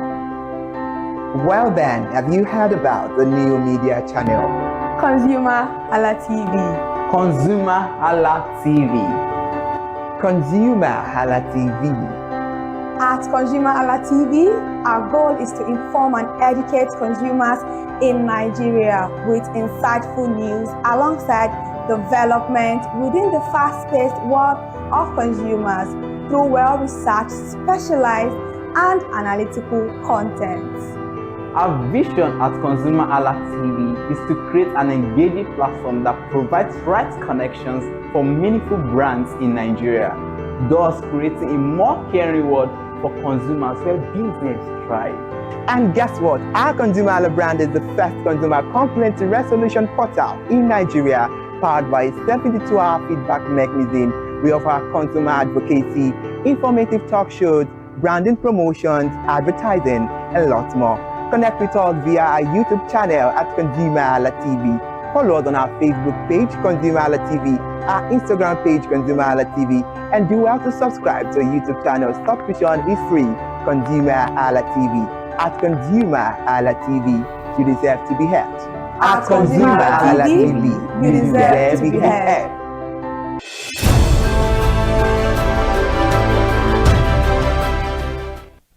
Well, I appreciate you for still staying there and watching Perspective on ConsumerHalla TV. This is where we have discussions about pressing issues and burning issues making the round. And on the conversation, we are having something important that it's crucial to talk about. That is the crucial role of a medical laboratory scientist in the fight against antimicrobial resistance. And we have Mr.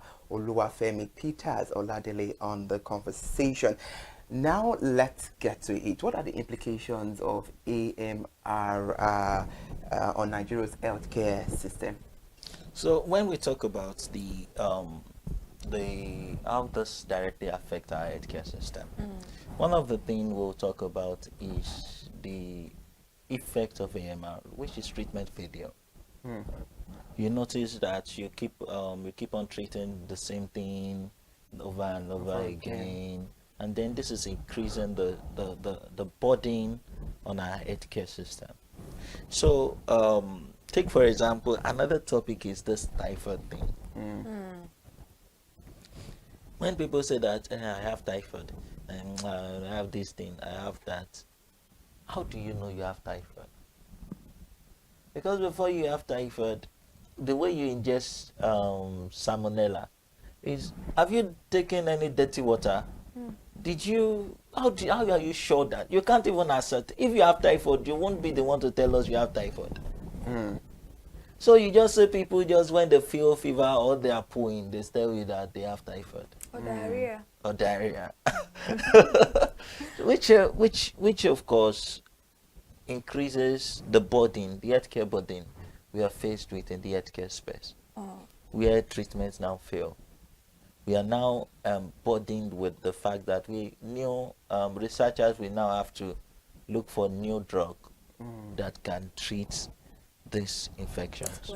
All right, I love this conversation a lot because it has to do with the daily lives of we Nigerians 24/7. And now you've told us about the implications of AMR on the healthcare system in Nigeria. So what step can Nigerians take to prevent AMR?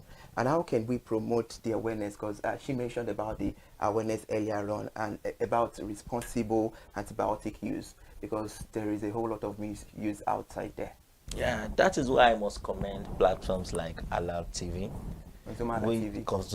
TV, which gives the privilege to put out this information there, because they say knowledge is power. Yeah, it is. More of these things are health behaviors that we've learned over generations.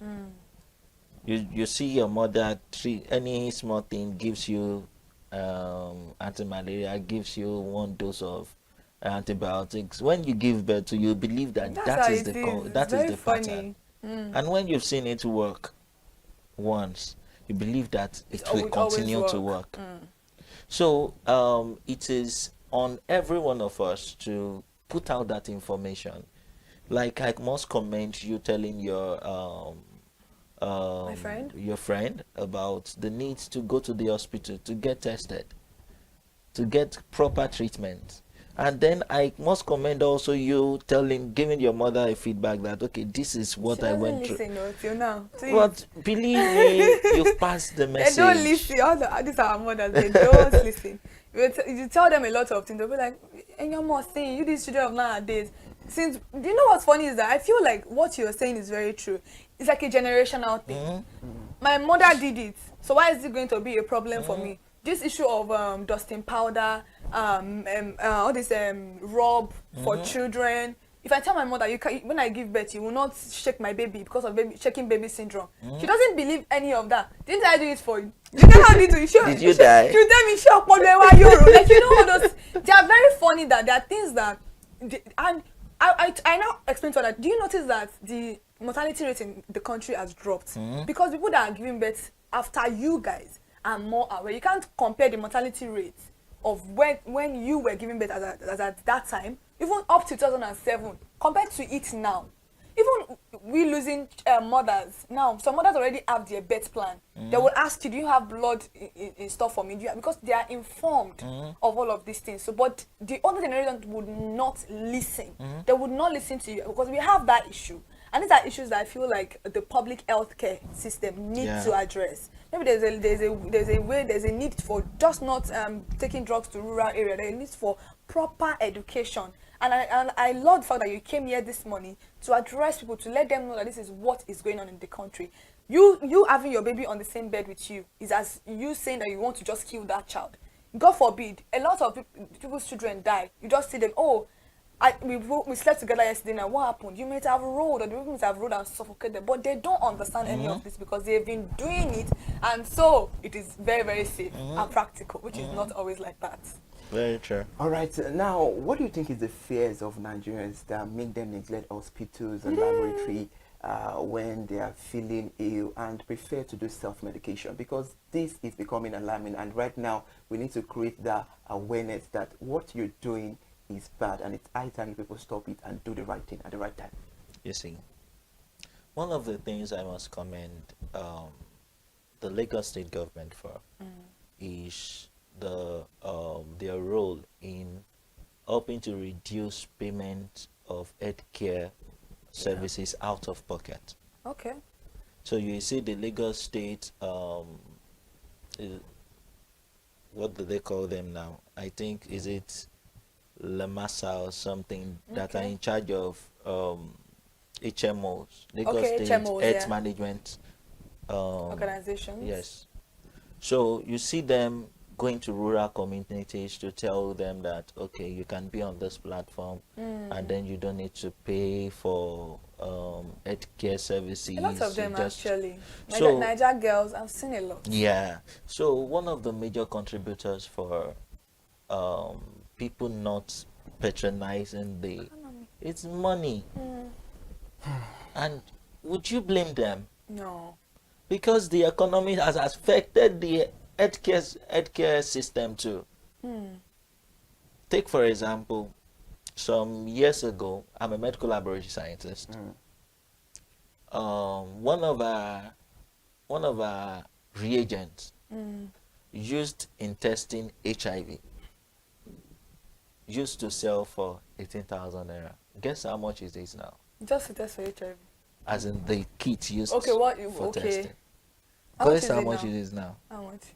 120,000. I was thinking about that. 18,000. From 18,000. That was when? That was about a year ago or a year and a half. That's 2023. Let's say 2023. Let's say 2023. Wow. Now it's 120,000. Where would the money come from? People will pay. So one of the major reasons why people don't use healthcare facilities is because of money. And then the solution to that is we should encourage our people to be on HMO platforms. So it's not only because many people think HMO is just for office people, 9 to 5. No. So it's not just for office people. No, it's not. It's not. It's not. With the policy in Lagos State that every worker must be on HMO. If you are employing more than 5 staff, you must place them on HMO. So Ilera Eco is also like an HMO. Yes. Because I know that Ilera Eco, I think it's for elderly. Is it just for elderly people? It's just no, it's for everybody. Okay. That one is for reducing the money. But it only works for public hospitals, right? Yes. Okay. You've commended the Lagos State government in charge of HMOs and all of that. How can the government and the private sector support the medical laboratory scientists in the fight against AMR? Okay, one of the things that we can do and we that will help the system is for research and development. Okay. Because when this occurs, new drugs must be discovered, and also funding. Help our system to get funding so that we can help better place our healthcare system. So there are many ways, and help in surveillance also. So these are ways that the public and private partnerships can help in curbing this particular issue, because it's a menace. It is. It is a menace. According to the World Health Organization, about 1.2 million people face this yearly. Yearly, not the total. Wow. All Sorry, right. before you okay. go, because I know we are almost at the end Definitely. of the program, I want you to help educate the audience watching right now at home, and people that are going to still watch the program after we are done with this program, about the fact that AMR is a very important conversation, and it's a very important issue that is affecting us. Does it have a cure? These are things I know many of us will want to know. Is it curable, or once you have that particular resistance, you have to be placed on other diagnoses? Well, antimicrobial resistance for organisms, it's not curable, and it's not, how do I put this now? Malaria is UTI is an infection, it's a disease. STIs can be diseases and all that. But for antimicrobial resistance, it can happen across board. It can happen to just anything, any disease. So if you are resistant to a drug, the thing is that we try to get other drugs that can work for you. That's what I was talking about, the personalized medication. So, and that's a lot of money, more than the one you're supposed to avoid. The thing is that if a drug A doesn't work for you, we look for higher strength, which will cost you more money. You could have avoided that by going to the hospital or by going to a laboratory to, check on what is going on. So what we're saying is that if you develop this particular resistance, which is AMR, antimicrobial resistance, there is no cure for it. So you need, you and your medical team need to look for other medications that would work for you. And trust me, if you don't know that you have this particular issue, it is also an issue that can lead to death. Am I right? Yes, yes. Because there's some people that go for major surgeries and then they have infection from those surgeries, but you cannot treat them with antifungal or anti-malaria anymore because you're already used to that particular one and it's not working for you. And these infections can be, a facilitator of death. A lot of people have died due to this particular issue. So that's what we are talking about this morning. All right, Thank you. interesting. Now to brush things up, because we have to round the conversation up this morning. What message would you like to convey to Nigerians about the importance of the medical laboratory scientists in combating AMR? What I would say to us is, beyond seeking medical attention, make sure that when you have things like UTIs, get tested. Exactly. Because that's the only way you can know what drug will work for you. That's true. Drugs is not one shoe fits all. It's not one shoe fits all. The same this infection that person A has and person B has, maybe one of the drugs can treat A and not treat B. Really? So it's due to the exposures we've had over time. Okay. So the thing is, when you have you believe that you are feeling sick, seek proper medical attention. Please do. And then when you need to use antibiotics, your doctor needs to use antibiotics on you, get tested. All right, interesting. It's been a insightful and engaging conversation with the help of Mr. Oluwafemi Peters Oladele, joining us on Perspective Live in the studio this beautiful morning to talk about the crucial role of a medical laboratory scientist in the fight against antimicrobial resistance. And hopefully you've said all these things. I hope we, because I don't want to use Nigerians, because we all are Nigerians. So I hope we act swiftly to all these things, and definitely we might overcome the issue of AMR in Nigeria. It's a very beautiful conversation. Mr. Oluwafemi, thank you so much for joining us on the conversation once again. All right, we need to bring all things to an end on Perspective. Another beautiful edition of Perspective will be back tomorrow. Remember, Perspective is where we talk about all the pressing and burning issues making the round. I am Iri Ayo Mikuleke. Bye for now, and do well to enjoy the rest of your day by being productive.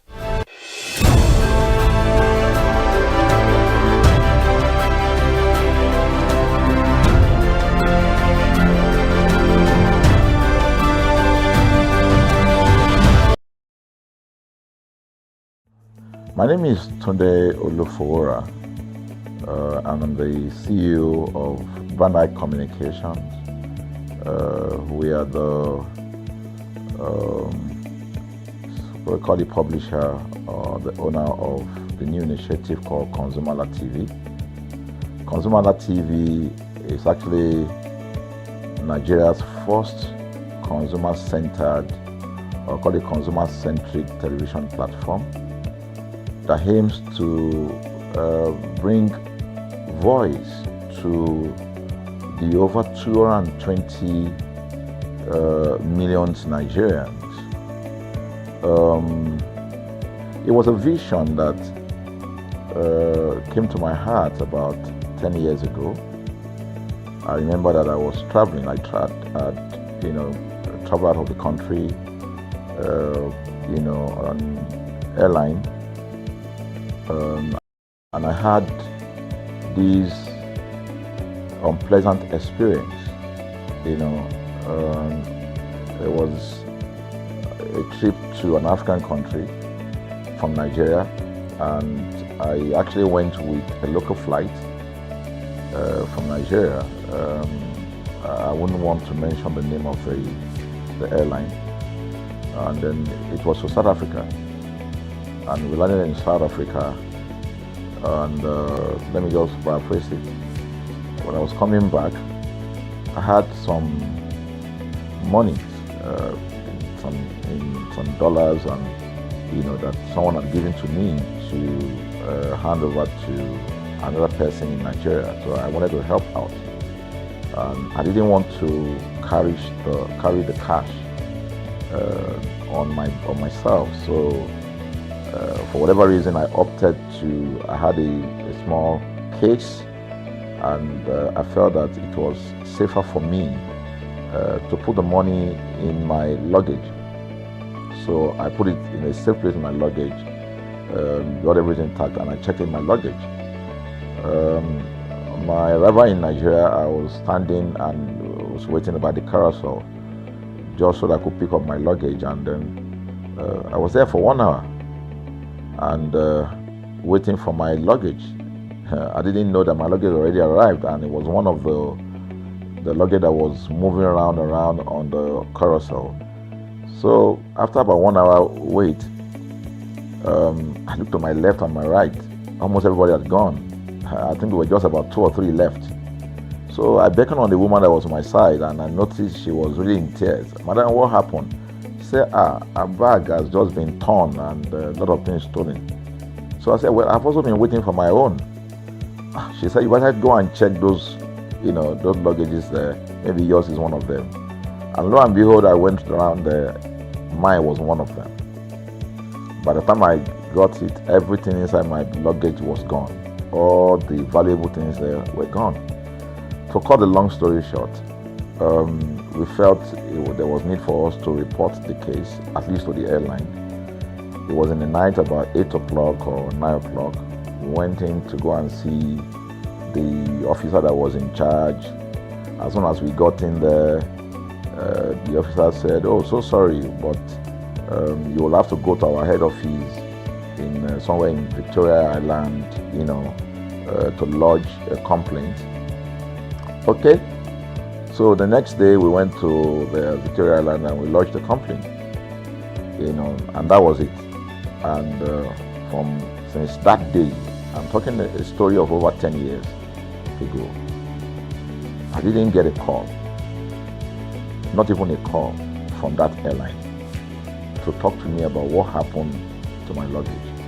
Now, about a month after that trip, I had another opportunity to travel out of the country. This time around it was to the US, and it was an official assignment.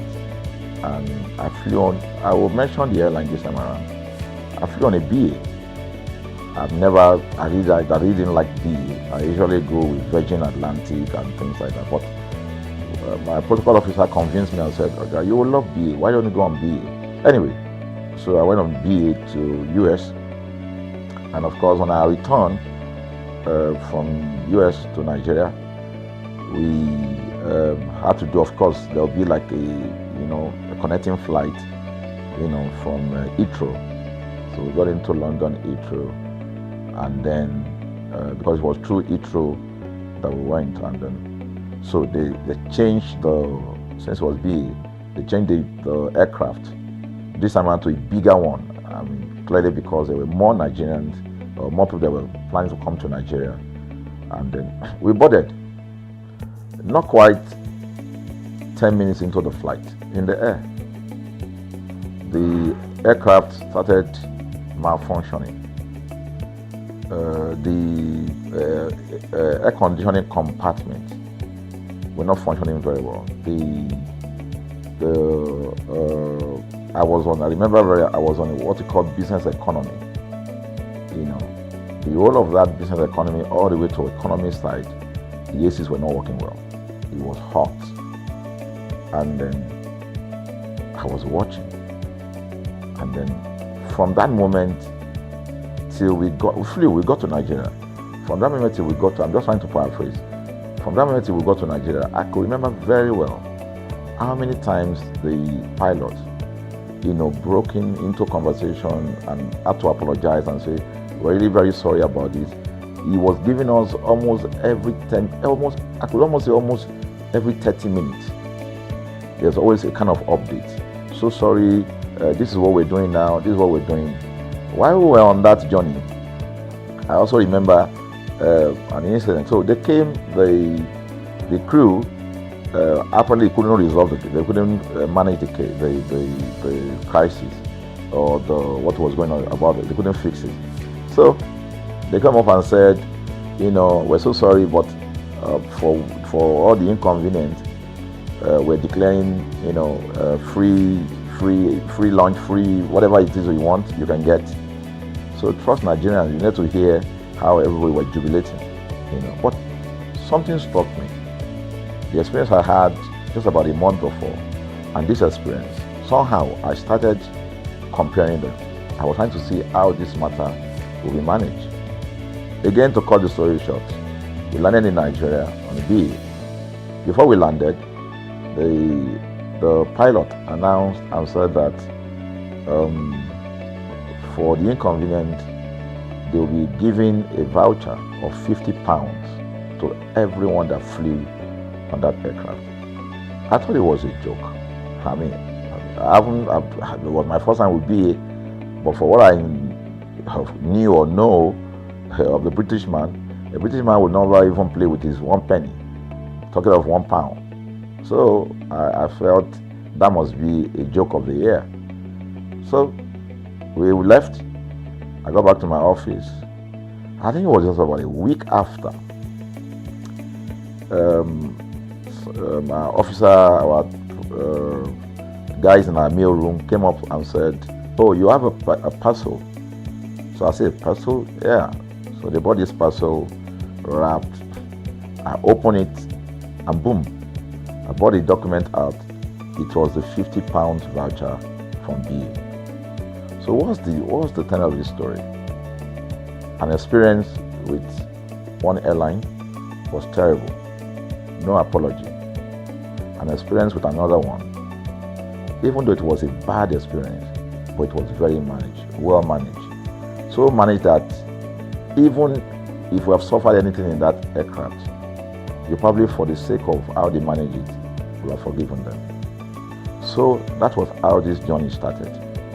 So I started thinking, my mind, this is what we go through in this country. But are we different from other nations? So God put in my heart the idea of ConsumerHalla. That's why the Hala came with consumer. And we started that journey about 10 years ago. We started by creating a platform called ConsumerHalla, where consumers, so I discovered that Nigerian consumers don't have a voice. So things happen, and that's it. We live with everything. So we've started the journey from creating the platform. We have an app, we even have a magazine, and we thought we could move it from that to the next stage, which is the television. So the TV today, has come. So I would say precept by precept, line upon line, we have been able to build on our aspiration, to finally bring to birth this unique and exciting platform, So it's a digital telecast, and our goal is to further connect consumers in Nigeria to brands.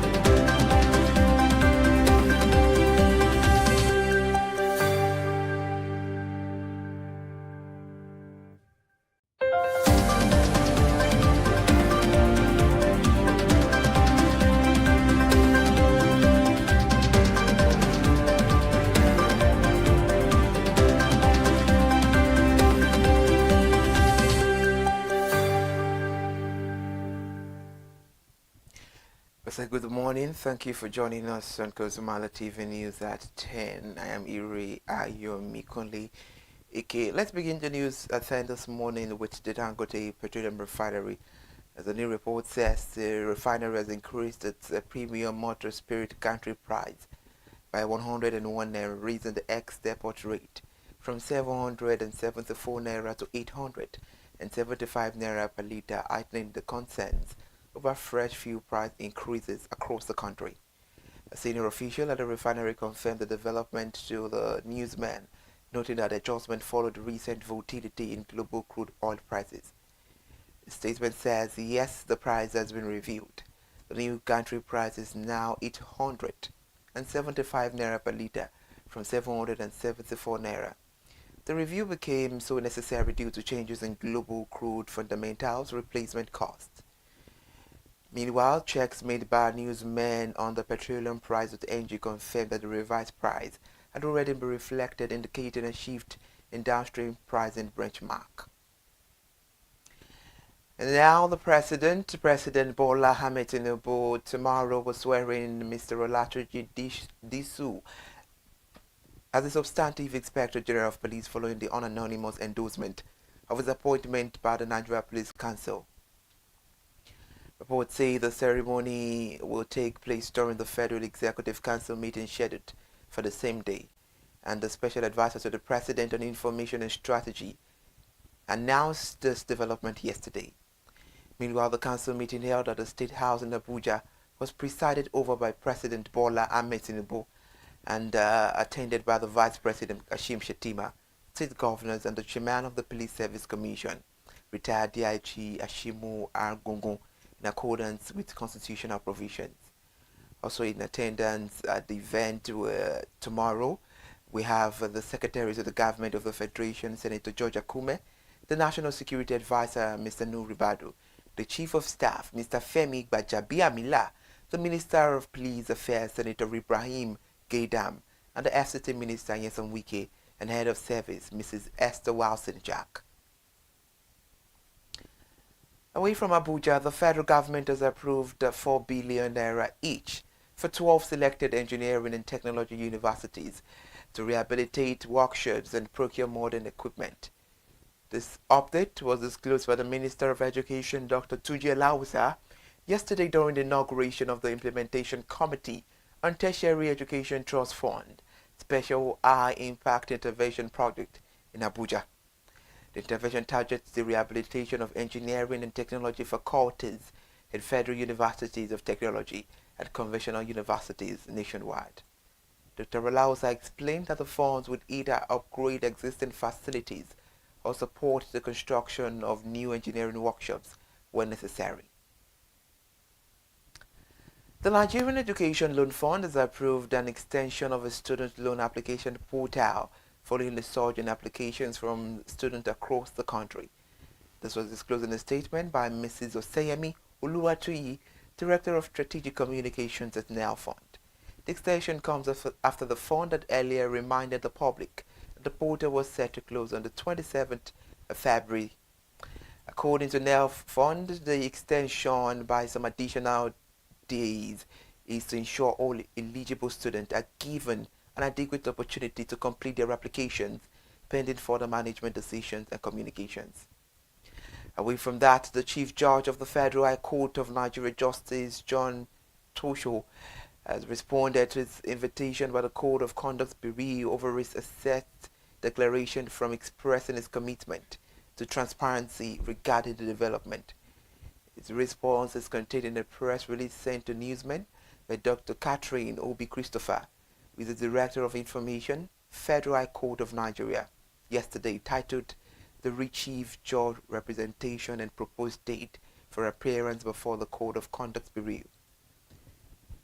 The Federal High Court clarified that Justice John remains fully committed to cooperating with the Code of Conduct Bureau in respect of its invitation.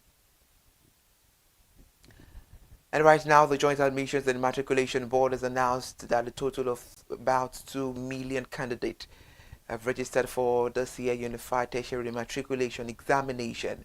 The figures were disclosed in the latest bulletin released by the board and signed by its public communications advisor, Fabian Benjamin. This comes as registration for the CA UTM approaches its final deadline on the 26th of March this month, with the examination scheduled to hold nationwide from April 16 to the 25th of April this year. The board confirmed that a total of about 2 million candidates successfully completed their registration for this year's UTME exercise across the country. Meanwhile, at a separate press briefing, the Registrar of JAMB, Mr. Rizia Koloyede, disclosed that the board uncovered syndicate using AI-generated fake images and videos of senior officials to defraud candidates. It revealed that with the approval of the Minister of Education, the board would delete not fewer than 100 UTME registrations of candidates found to have solicited scores inflation through the syndicate. If you're just joining us, this is ConsumerHallaTV News at 10. This minute, let's talk about the federal government, as the federal government has commenced the implementation of Executive Order 9 of 2026, which mandates the direct remittance of all revenues into the Federation Account Allocation Committee. The move follows the inaugural meeting of the Implementation Committee for the Executive Order held on the 26th of February. Mr. Wale Edo, the Minister of Finance and Coordinating Minister of the Economy, announced the development in a statement yesterday highlighting the resolutions from the meeting.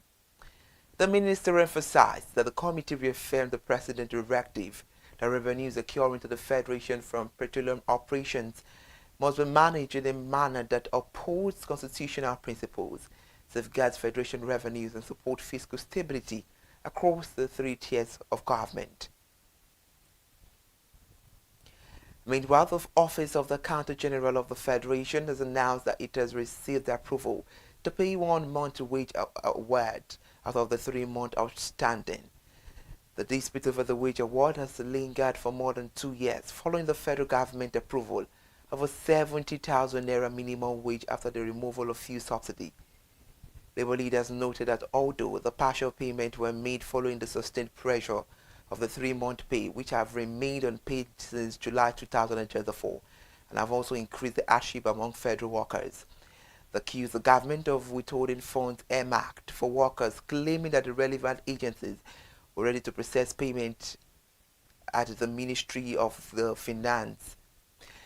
Meanwhile, just last Friday, the Organized Labor and the Federal Public Service issued an ultimatum to the federal government demanding the immediate release of funds to clear 3 months of outstanding wage awards and other unpaid allowances owed to workers across ministries, departments, and agencies. Trading on the Nigerian exchange closed on a strong note yesterday, with key sectoral indices posting gains led by banking, oil and gas, and consumer goods stocks. The data from the Nigerian Exchange Limited indicated that the all-share index rose to 195,514.23% from 192,826.78% recorded on Friday over the weekend. That the market capitalization climbed to 125 trillion naira, up from 123 trillion naira in the previous session. In terms of market activity, trading metrics diverged as volume traded declined by 4.12% to 789.9 million units, while the total value traded improved marginally by 0.94% to 35 billion naira. However, a report says that the Fortis Global Insurance topped the volume log with 109.1 million units. Still talking on the news, while the Aradio topped the value log with 6.1 billion naira, which is about 17.37% of the total value traded.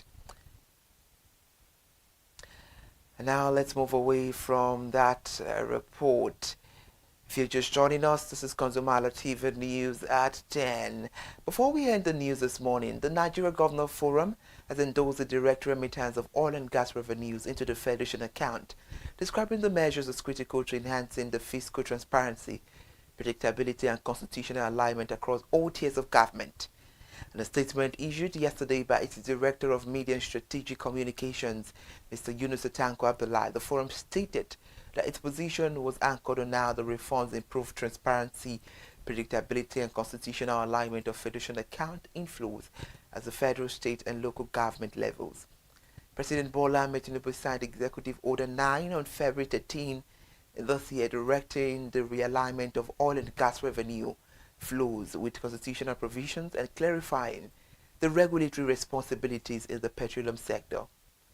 Moreover, the development was generated with mixed reactions, with some commending the initiative and others expressing critics.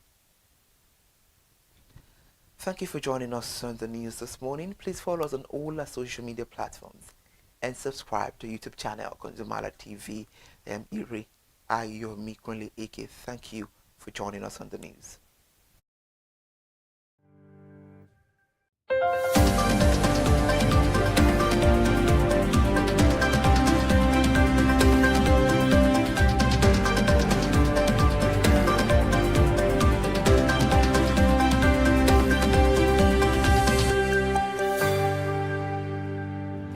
So we've started the journey from creating the platform.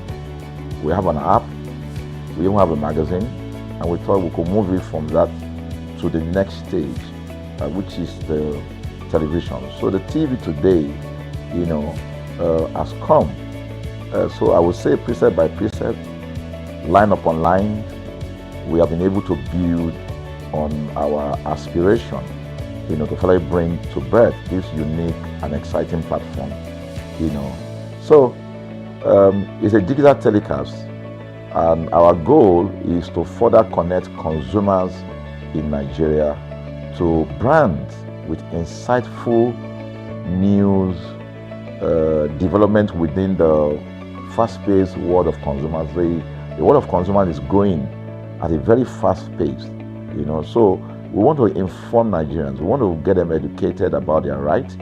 You know, so our role is that we're going to educate consumers in Nigeria. All right. So by bringing them specialized and what you call analytical, research-based content generation that will inform, educate, sensitize the audience, you know. So that's ConsumerHalla TV. So I call it an offshoot of our ConsumerHalla brand. ConsumerHalla brand actually was the first we call it the first complaint or consumer complaint resolution portal. When we started it about 10 years ago, or about 7 years ago, it became the first complaint resolution portal. We created it so that Nigerians can actually lodge complaint on that portal. We spent a lot of resources to build a very robust platform where today, if you have any complaint, you know, about any brand, any leading brands in Nigeria, and you go on that platform, you can actually click, just a click, you can find the brand, you can actually lodge your complaint, and once you submit it, that complaint will be routed to that organization, and within 72 hours, we will obtain feedback for you. We build it in such a way that we have connection to almost all the organizations, and it's been working. We've resolved several complaints for people without having to charge them any penny, because the idea is not to charge, you know. So what we have done with ConsumerHalla TV is to take it to the next level. So we hope to, you know, change the narrative. We want to, you know, give, you know, the right direction. You know, Nigeria has the largest consumer market in the world, with a population of over 220 million people. Why should we be the one that is suffering the most? Everywhere you turn to, it's as though Nigerian consumers don't have a voice. You're traveling, you know, you buy a ticket. For whatever reason, an airline will wake up middle of the night,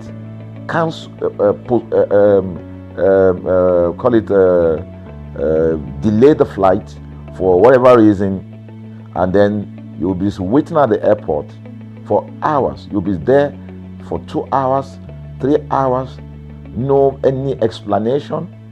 Then while you're there, they can even wake up and say, oh, flight has been cancelled. So everybody carry their luggage and go home.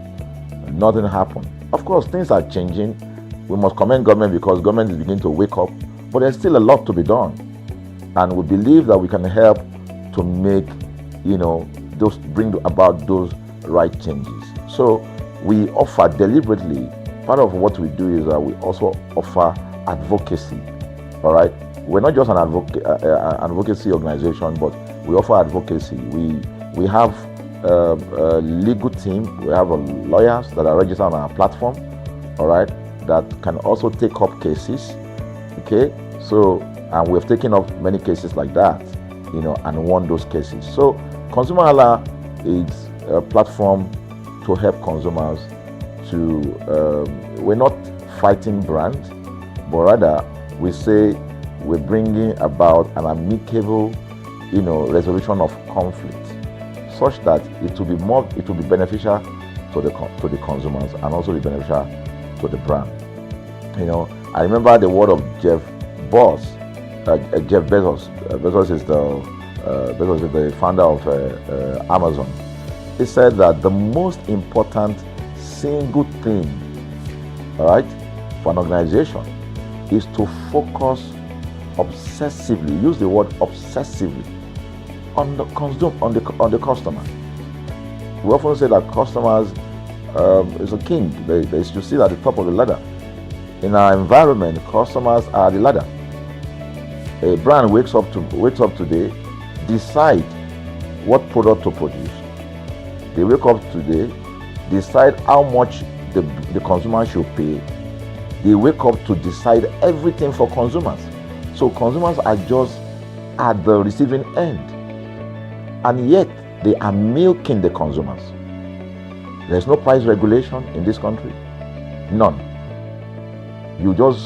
People just wake up and fix prices. Look at the power.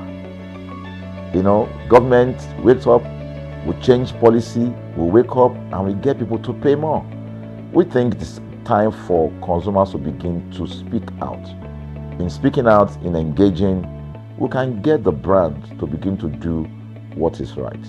And of course, I know that the consumers themselves need to be educated. So our role, our vision also is to ensure that we educate consumers, we bring awareness. A lot of Nigerian consumers don't even know about their rights. You buy a product from a supermarket. I've had this experience.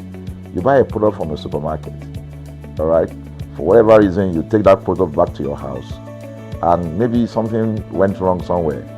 By the time you take that product back to the shop where you bought it from, and you say, Oga, this thing, you know what's going to tell you? Oga, na me make am. Na me make am now. That's why I buy am. Meaning that there's nothing I can do to the product. So you lose the product, then you lose your money, because the money is not refunded. The product you can't use. Only in Nigeria. Only in Nigeria. Let me give you another experience I had. In the course of this, because I did a lot of, I went around, in doing this. I was in US, I was in UK, I was in South Africa, I was in Germany, just because of this, to just study the environment. I was in a friend's house in UK, in London, and then what happened? We were going to go out, and he was going to dress up. So he said, oh, to me, I was seated in his sitting room. So he said, oh, wait a minute, I picked up an iron, that's the pressing iron, 2 days ago or so from a store. Oh, let me try this, let me just stand, use that to iron my shirt and we can go out. So I was seated, the TV was on, I was watching. While I watched him, he brought out the pressing board, spread it out, brought the iron out in my presence, plugged in the iron, and then as soon as he switched on the power button, we just had a spark. Boom! The guy was raged. Then he goes, what just happened? So he said, no, these guys are in trouble, they're in soup. I was thinking, what are you going to do? I was trying to compare that experience to what would have happened in Nigeria. In my presence there, he opened the pack, there was a card inside it. Inside that card was a call, number to call. And they called the shop or wherever he got the thing from. I was hearing the conversation that was going on. And all he said to them on the phone was, look, by the time he even called, clearly because they already, through the call, they could trace where he was calling from and who was calling. He said, yeah, I picked up this number, I picked up this iron yesterday, and guess what? I just plugged it to power, and then this thing just, stopped, didn't work. At the other hand, I could hear the voice, oh, we're so sorry. We're sorry about that. And they said, this is your address, yeah. Don't worry, we'll get you a replacement. All right. So my friend ended the call and dropped the. So I said, so what's going to happen? He said, don't worry yourself now. Should we're here. They will bring a replacement. I said, they will bring a replacement. He said, yes. I said, they won't even try to check whether it was your fault, because it could have been your fault. Maybe you didn't do something well about the first. No, it can't be his fault. Now, it's a brand new item that he bought. While we were still talking, in fact, I'm not even sure it was up to 30 minutes or so, we had a knock on the door. He himself said he must be the dispatch person. By the time he opened the door, it was a dispatch man that was on the other side. And then the dispatch man was at the door. Just watch this. Was at the door. I was seated in the sitting room. The guy was at the door to meet with the dispatch guy. The dispatch man that brought the replacement iron, I heard him say, we're so sorry. So I was so shocked. I mean, a dispatch man, this guy is a dispatch. So also apologize. I was so touched by it that even a dispatchman was so trained, to tell the guy, we are so sorry. And guess what? He brought the replacement iron. By the time my guy opened the iron, it was a bigger size iron. So they replaced with a bigger size iron. The guy never asked for the one that went bad. He didn't say, "Okay, where is the other one that we gave to you," so that he could take it back. No, he just bought a new one and gave it back. So I asked my friend, I said, "Can you interpret this to me?" He said, "Here in London, if they didn't do this, they know the next thing I will do." He said, "I'm just going to grab a lawyer and I'm going to tell them they've destroyed something in my house. By the time I'm done, they will pay through their nose." Because the consumers are conscious of their rights. In Nigerian consumers, even those who are aware, won't even take the battle up. Everybody just go, what can we do now? Today they wake up and ban this. What can we do now? So we're going to change the narrative. We have to stand up. So the vision of ConsumerHalla TV is really to create an engagement platform that constantly mirrors the minds of consumers and provide right connections for meaningful brands in Nigeria. Thus, we believe, will be forming part of that our overall vision, of creating a more caring world of consumers where businesses thrive. Please. So, I think that we'll make our impact. We ask you to join us on this journey. ConsumerHalla TV will drive engagement. It will also be there to help to promote brands that are doing what is right. So we're not out to criticize any brand. Rather, we have to complement what the brands are doing, because there is no organization that or a business that was set up to fail. Nobody set up a business to fail. So there are just gaps that needs to be fixed. So together we can fix things, and together we believe that we will create the right story for consumers in Nigeria. Thank you very much.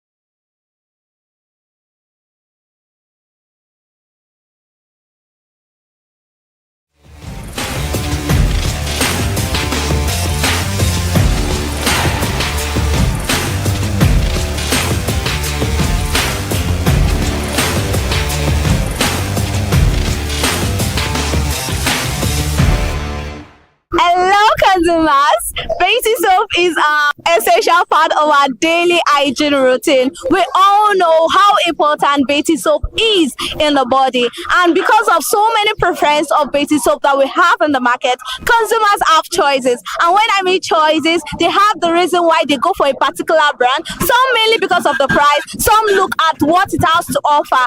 And today I'm live here at the Yanokpaja Modern Market. Yes, the Yanokpaja Modern Market. To ask consumers, we are taking baby soap to the market to ask ask consumers how they feel about a particular soap. Why do they go for a particular soap? And you know, on this show, we do not influence choices. We do not suggest brand. We are here to hear directly from the people. Come with me as we go find out the preference of people.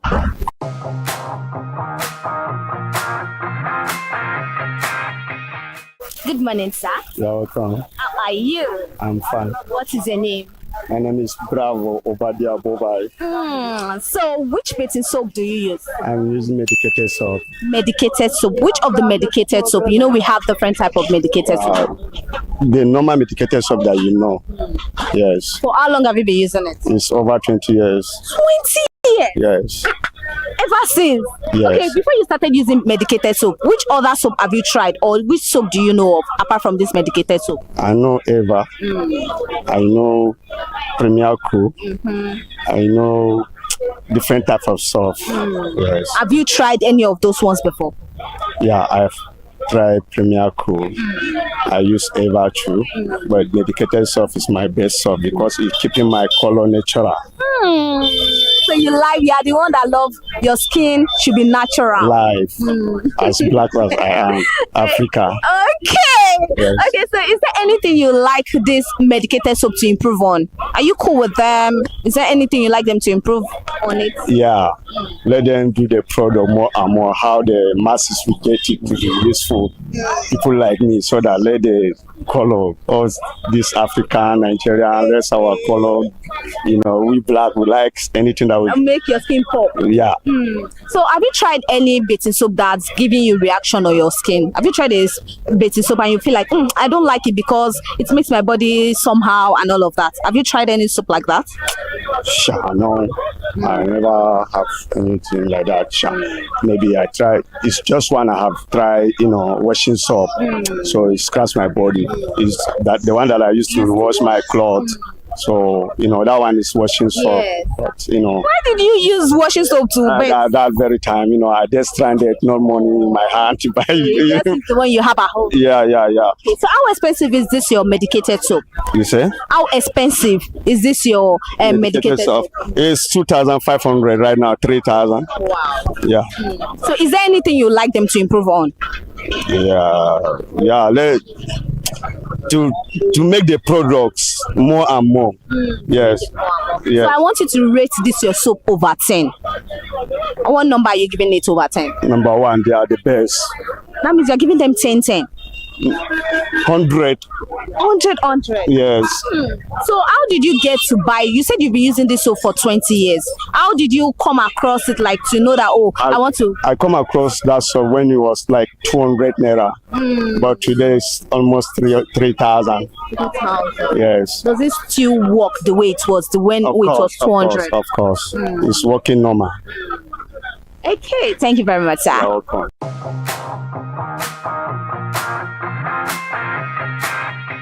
Good morning, sir. Morning, ma. How are you? Fine. What is your name? My name is Waid Yusuf. Okay, so which bathing soap do you use to bathe? Black soap. Why black soap? I like them because oh yeah. Mo like ẹ torí wípé kò kí ń ṣe ọṣẹ tó máa ń please ara mo dẹ̀ tí ń lò tipẹ́ kò dẹ̀ ṣe nǹkan fún mi ara mi dẹ̀ wà okay mo dẹ̀ ń lò. Okay, so apart from this bathing soap, this black soap, which other soap do you know? Kò sí other soap tí mi lè lò torí ara kò sáṣẹ tí kò bá mi lára mu bọ̀ mo kàn like ìyẹn natural. Okay, so for how long have you been using that bathing soap?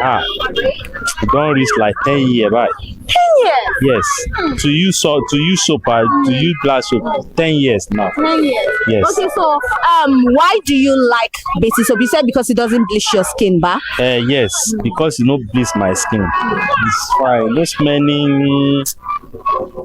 So what do you look at? When you want to buy soap, what is that thing you look at? What must the soap have? Kí ni nǹkan tẹ́ máa ń wò tẹ́ bá ti fẹ́ ra ọṣẹ? Tí máa ń wo tí òun ẹ̀ bá ṣe smelly àti bó bá tún ṣe ó sí lára ni mo máa ń wò. Okay. So on a scale of 1 to 10, I want you to rate your black soap over 10. Mo fẹ́ kí ẹ rate ọṣẹ ìwẹ̀yìn yìí sí.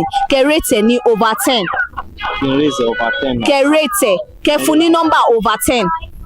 bó ṣe dá sí over 10. Black soap dá o àkọ́kọ́ black soap nígbà tẹ́mi kọ́kọ́ kéré tán kọ́kọ́ sọ fún mi àkọ́kọ́ náà tó tó ìgbà tá a sì kéré báyìí black soap náà máa fi wẹ̀wà nígbà tá a kéré nǹkan tó jẹ́ láìkẹ́ ìgbà tá a dàgbà díẹ̀ lá ní ká ṣe gáì díẹ̀ lá lọ àwọn ṣe bórabóra ìgbà tá a lọ àwọn bórabóra rí pé kò sí gé kankan bẹ́ẹ̀ àti pé most ọṣẹ tó tún ṣe ń sin tó máa ń ṣe àwọ̀ bákan tó ti yé black soap dẹ̀ ni kò sí pé bóyá ó ń ṣe anything kò bleach ara natural soap ni even àwọn bàbá wa tó wà tipẹ́tipẹ́ tí bí tá a lè sọ iye ọdún tá a bá bí wọn soap yẹn ni wọ́n lò títí tójú fi là tá a tún fi ń lo àwọn nǹkan míì tá à ń lo túra àwọn ọṣẹ míì gbogbo àwọn ọṣẹ oríṣiríṣi yẹn but èmi tí náà tí mo sì ń lò black soap yẹn mò ń lò torí mo like ẹ̀ natural.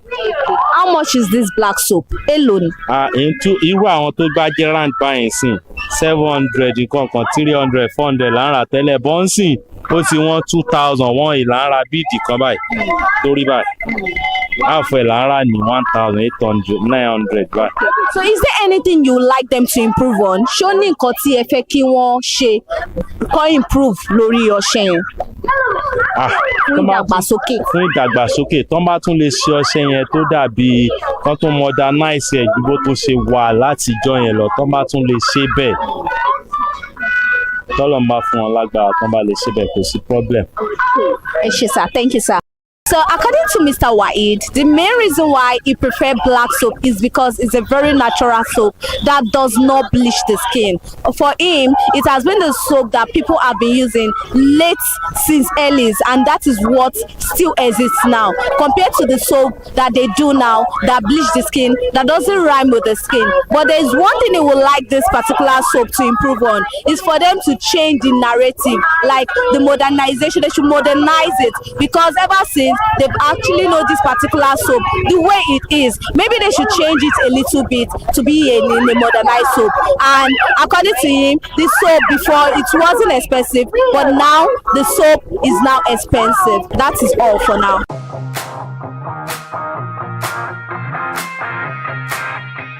Good morning, sir. Good morning, madam. How are you? I'm very fine. Okay, what is your name? My name is Mr. Chigweze Okoro. Okay, Mr. Okoro, do you bait? Yes. Which baiting soap do you use? Eva soap is my best soap. Why do you like Eva? You keep my skin clean and good. And I like the smelling. I've been using it for 15 years ago, and I keep it. Even this one, I bought it. Wow. Yes, it's very nice. So both my children are using it. Apart from Eva, which other baking soap do you know or have you used before? I have not tested any other one except Eva. That's what I've been using. That's my best soap. Yes, that's the truth. Okay, so I want you to rate Eva soap over 10. Rate it over 10. Which number over 10 will you give Eva? Eva. I give them the best. The best? The best, yes, among all the good soups. Yes. Okay, so have you used a soap that have given you reaction on your body before? Reaction? This loss, I doesn't like it because it makes my pure too much black. That's why I don't use it. Where is my soap? And there's no two ways about it. Yeah, that's my best soap. Okay. So is there anything you like Eva soap to improve on? They should go ahead and do more quality, improve more and more. They are the best soap. You know, Eva has different fragrance and flavor. Which one do you buy? Which color of Eva do you go for? Anything that's Eva, I like the color. I like any of them. Both white, the other color. As far as Eva, I like it. Okay. Yes. Okay. So, is there anything you said you don't want them to improve on? They are good? They are good. They are very, very good. They are good. Thank you very much, sir.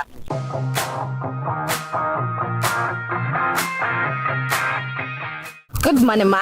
Good morning. How are you? I'm fine. What is your name?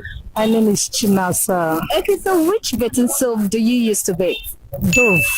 Dove. Why Dove? Why Dove is I like Dove. I've been using other soap, but my children use Dove. So when I joined there with that Dove, I see the difference. Dove is a very nice soap. Each time I use Dove, I feel relaxed. It's very nice. I like Dove a lot. Okay, so apart from Dove, which other soap have you tried? Have you used before? I tried a lot. I can't start mentioning them. I tried a lot. Some of them is giving me stretch mark, but Dove cleared those stretch marks. It's very natural. So I like Dove. It's very fine. Okay.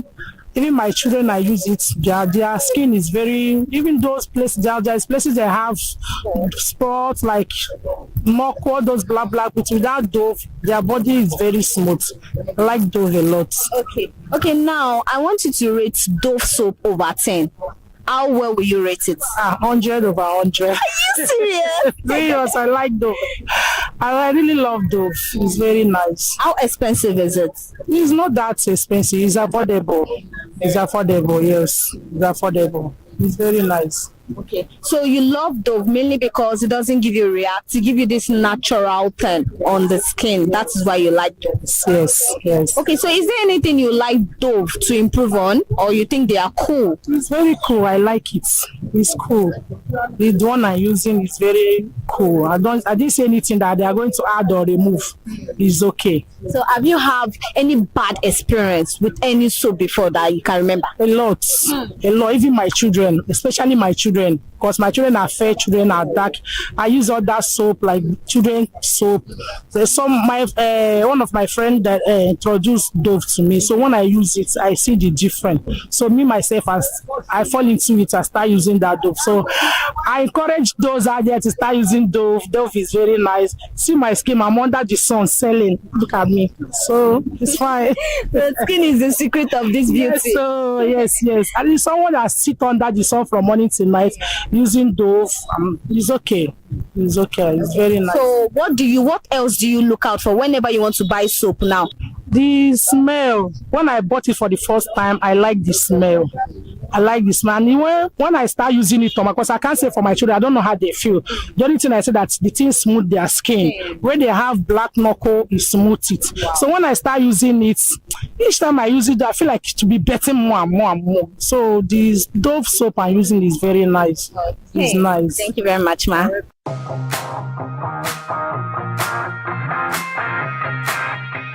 Good morning, ma. Good morning. How are you? I'm fine. You look so good. Thank you. What is your name? Banner. Okay, so which bathing soap do you use to bathe? I use Jimpo. Jimbo. For how long have you been using it? For the past 4 years now. Before you got to know about Jimbo, which other bathing soap have you tried? I've used different type of soaps, like maybe papaya soap, different kind of soap. So why then do you now switch to Jimbo? Reason is because they lighten my skin. So, and I'm a dark skin lady, so I hardly see any soap that will actually match my skin well. So, and I want a radiant skin. So I just want my black color. Okay, so how do you get to know about Jimbo? Jimbo was introduced online. I actually got it online, reviews online. That is mostly meant for children. So I decided to give it a try. So after trying it, I use it for my son too, and it's for both colors. Okay, so what do you look out for whenever you want to purchase a bathing soap? What is that thing you look out for? I look for something that doesn't lighten my own skin, that just give me that perfect skin that I want. So I don't want to do too much. Okay, so have you tried any skin that give you reaction on your skin and you don't like it? Yes. Can you mention? For soap? For soap, I think I use one.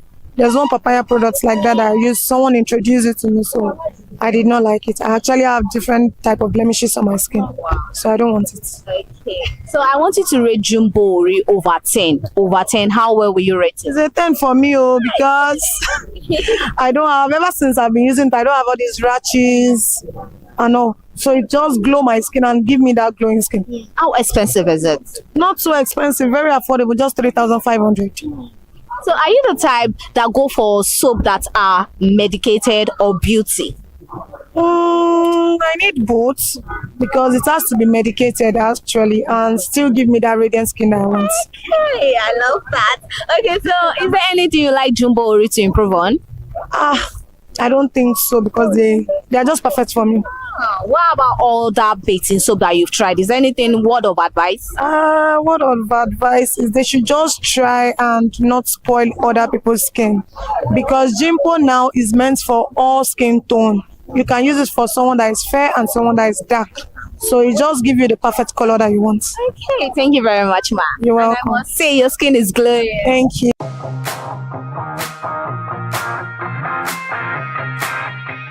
Good Good morning, sir. Yeah, good morning. How are you? I'm fine. What is your name? Okay, my name is Daniel Martin, but popularly known as the Oracle. Okay, the Oracle. Which bathing soap do you use to bathe? Wow, I use Oki soap. Okin soap. Why Okin soap? It's a herbal soap. No chemical attached. It's chemical. That's why I decided to be using chemical. Oki soap. Or if I go to a chemist where they are selling Oki, if I don't say Oki, I ask for another soap. Awa. They call it Awa. I think it's a Yoruba name. I don't know, but it's Awa soap. Because these are herbal soap. Black in color. Okay. So apart from these two, which one have you tried before? Have you used before? Okay. I have used Eva soap. I've used Premier Cool. I have Detox soap. And so many others. I can't really remember them. But for past how many years I've been using it. Oki soap and Awa soap. So is there a reason why you left those plenty ones to stick to this Oki? I'm not going to lie to you. One of the reasons is because of the economic situation of the country. When I was buying all those soap, all those expensive soap, economic wise, I can easily see money in my pocket and afford the kind of soap that I would like to use. But right now, and the kind of business I do now and then, they are not the same. So currently I do business that has something to do with the sun. So in order not to, all this soap not to affect my skin, so I decided to be using those herbal soap, like I said. But before, the kind of business I do, I hardly come to under the sun. So I can use herbal soap, Premier Cool, and so many other soap, and their prices are not like Oki soap. So two things I said, they're economical and because of the nature. Now you can see it now. I'm under the sun from morning to night, under the sun, this dust. So that is why I'm using this Oki soap and Awa soap. So have you ever used a particular soap that gave you reaction on your skin? The answer is no. You know, I am the kind of skin I have. I am blessed. I've never used any soap that maybe at the end I saw the reaction on my skin. No, the answer is no. Okay. So what do you look out? What do you look out for in a soap for you to buy it? What do I look What's at? that thing a soap must have for you to buy it? One of the things I look at, you know, because of my color. Forget of this is not my real color. I'm kind of fair in complexion, so I look out for soap that will maintain my skin. I don't want to bleach. I look out for soap that will maintain my skin, you know, that maintain my melanin. That's what I look at as soap. Okay, so I want you to rate Okin soap over 10. How will you rate it over 10? Over 10, I will rate Oki soap 7 over 10. Why 7 over 10? I think is affordable. You can get it anywhere. You know, your neighbor, yes, or, you know, whatever Advocacy shop, you can easily get them. It's very affordable. I think it's 250, 300, depending where you are buying from. And secondly, it's herbal. And when we say something is herbal, it doesn't have any chemical reaction on your body, no, nothing. Then I think thirdly, the smell. I love Smell. it. Okay, so you consider smell too whenever you're buying soap? Yes. Okay, so are you the type that loves soap to be medicated, or you look at it for the beauty? Medicated. Okay. Medicated. I love so medicated. And I'm this kind of person that I love soap. I love soap. But once it's medicated. Okay. So is there anything you like this Okin to improve on, or you are just fine with them? They're okay. I would like Oki soap to improve on their package. The package is too local, and moreover, they should add more. Yeah, it's too small, unlike the way it used to be before. Okay. Does your soap last long? When you buy it, how many weeks does it use? I know how to lavish soap, no, particularly because if I enter the room, just like the way I don't use one bucket to bathe. And luckily enough for me, in my compound, in my house, I live in a family house, so I have this both industrial GP tank, so I can easily go in there, on the water, pour it. So I'm this kind of person that doesn't know how to manage soap. So I know how to use. But my Oki soap, one of the Oki soap, lasts only 1 week. 1 week. Okay. Yes. Thank you very much.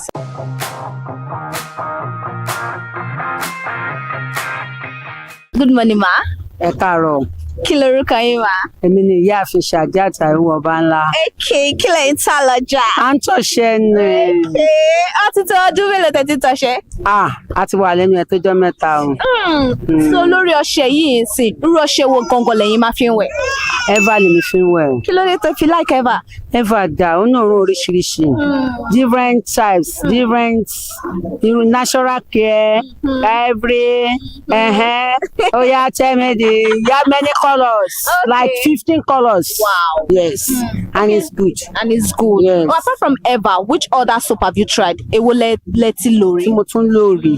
A lo àwọn Delta náà rí, Delta soap náà dà. Delta ṣì wà náà? Ó ṣì wà, a ṣì ń tà lọ́jà, ó wà nù gbà wá. Bẹ́ẹ̀ ni. Okay, so kí ló wá nídìí tó fi wá jẹ́ pé ẹ like Eva gangan? Eva dà lára, ẹ para mi fresh ni. Eva ni mo fi ẹ̀ gbọ́ngbọ́n. Eva ni mo fi ń wẹ̀. Okay, nísìsiyìí tó jẹ́ pé ẹ̀ ń ta ọṣẹ wẹ̀nsìn, èwo làwọn èèyàn máa ń rà gangan nínú ọjà? Kò sí tí wọn kíra bẹ̀tẹ̀ Eva yẹn máa ń move dáadáa. Ṣé mọ̀dí tí ó fi máa ń béèrè Eva jù? Ìdí tí wọ́n fi ń béèrè ẹnìkan láìkẹ́ náà ni. Ó dá lára, àwọn dá ń bọ́dì ni. So Eva ó máa ń yá ju gbogbo ọṣẹ tó kù lọ.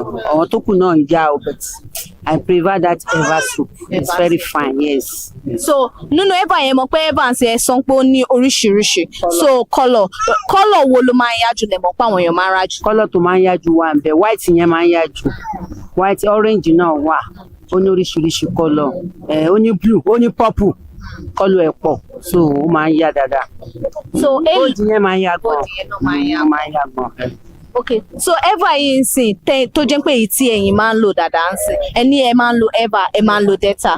So ṣé ó ti jẹ́ ọṣẹ ìwẹ̀ kan, ẹ ti lo ọṣẹ ìwẹ̀ kan tí ò bá yín lára mu tẹ́ like? Tí mi like àwọn ọṣẹ tí mi like tí mo fi stop ẹ̀ tí mo fi ń lò ni pé àwọn ọṣẹ tá máa ń rà ní pharmacy yẹn ni. So mo rí pé kò bá skin mi mu, lórí ẹni mi ṣe stop ẹ̀. But Eva yìí ń sìn ó bá yín lára. Ó bá mi lára mu. Ta ló sọ fún yín pa Eva tẹ́tí rẹ̀ sí? Pé mò ń ta náà ni, mo kàn ní jẹ́ kí n lọ try ẹ̀, mo jẹ́ pé ó dáa. Eva yẹn fine náà. Okay, so mo fẹ́ kẹ́ rate Eva over 10. Yes. Over 10 sí. Nọ́mbà ipò wo ni over 10 ni Eva máa wà? Eva máa wà bí lẹ́sẹ̀ inú 10 ó gba 8 o. Ó gba 8 over 10. Ó gba 8 over 10. Ó dá nìyẹn. Ó dá o, Eva dá gan. Eva dá gan. Okay, nísìnyí tẹ́yin bá fẹ́ rọṣẹ ń sìn, kí ni nǹkan tẹ́ máa ń wò nínú ọṣẹ? Kí ni kí ọṣẹ yẹn di dandan kó ní? Àǹfààní wo ló ní láti ṣe lára lẹ́ máa fi rà? Àwọn téèyàn fi máa rà ní pé àǹfààní tó ń láì ṣe náà pé tẹ́ bá fi wẹ̀ ara yín máa dá ṣáká. Ṣé mo pé téèyàn bá dẹ̀ wẹ̀, ó dẹ̀ máa wó, ó dẹ̀ ń wó. Tẹ́ bá fi díẹ̀ sí kọ̀ọ̀kan báyìí ó máa wó gan ni, so ìdí nìyẹn. Okay, ṣé ó ní nǹkan tí ẹ fẹ́ kí Eva kọ́ ṣe sí àbí ó wà pa báyìí ó sì dá báyìí. Kọ́kàn bá wa dínwó ẹ̀ kó tí wọ́n jù wọn. Bẹ̀tì bóyá bí country ṣe rí ni ó ṣe jẹ́ pé wọ́n yẹn. Táwọn èèyàn bá rà á, wọ́n máa san pé wọ́n á. Wọ́n máa san á ní àyẹ́ta fáwọn níye báyìí kò dẹ̀ ṣe é tà bẹ́ẹ̀. Ṣe é tà bẹ́ẹ̀. Ẹ ṣe mà. According to Alaja Shadiat Obanla, she said the main reason why she prefers Eva is because it has different fragrance and different color. And according to her, the main reason why she loves Eva is because it gives this natural tone on the skin. And Eva is what moves faster because she sells soap in the market. Eva is what moves faster in the market. Not that other soap do not move, but people actually prefer Eva mainly because it is good according to them. And that is all.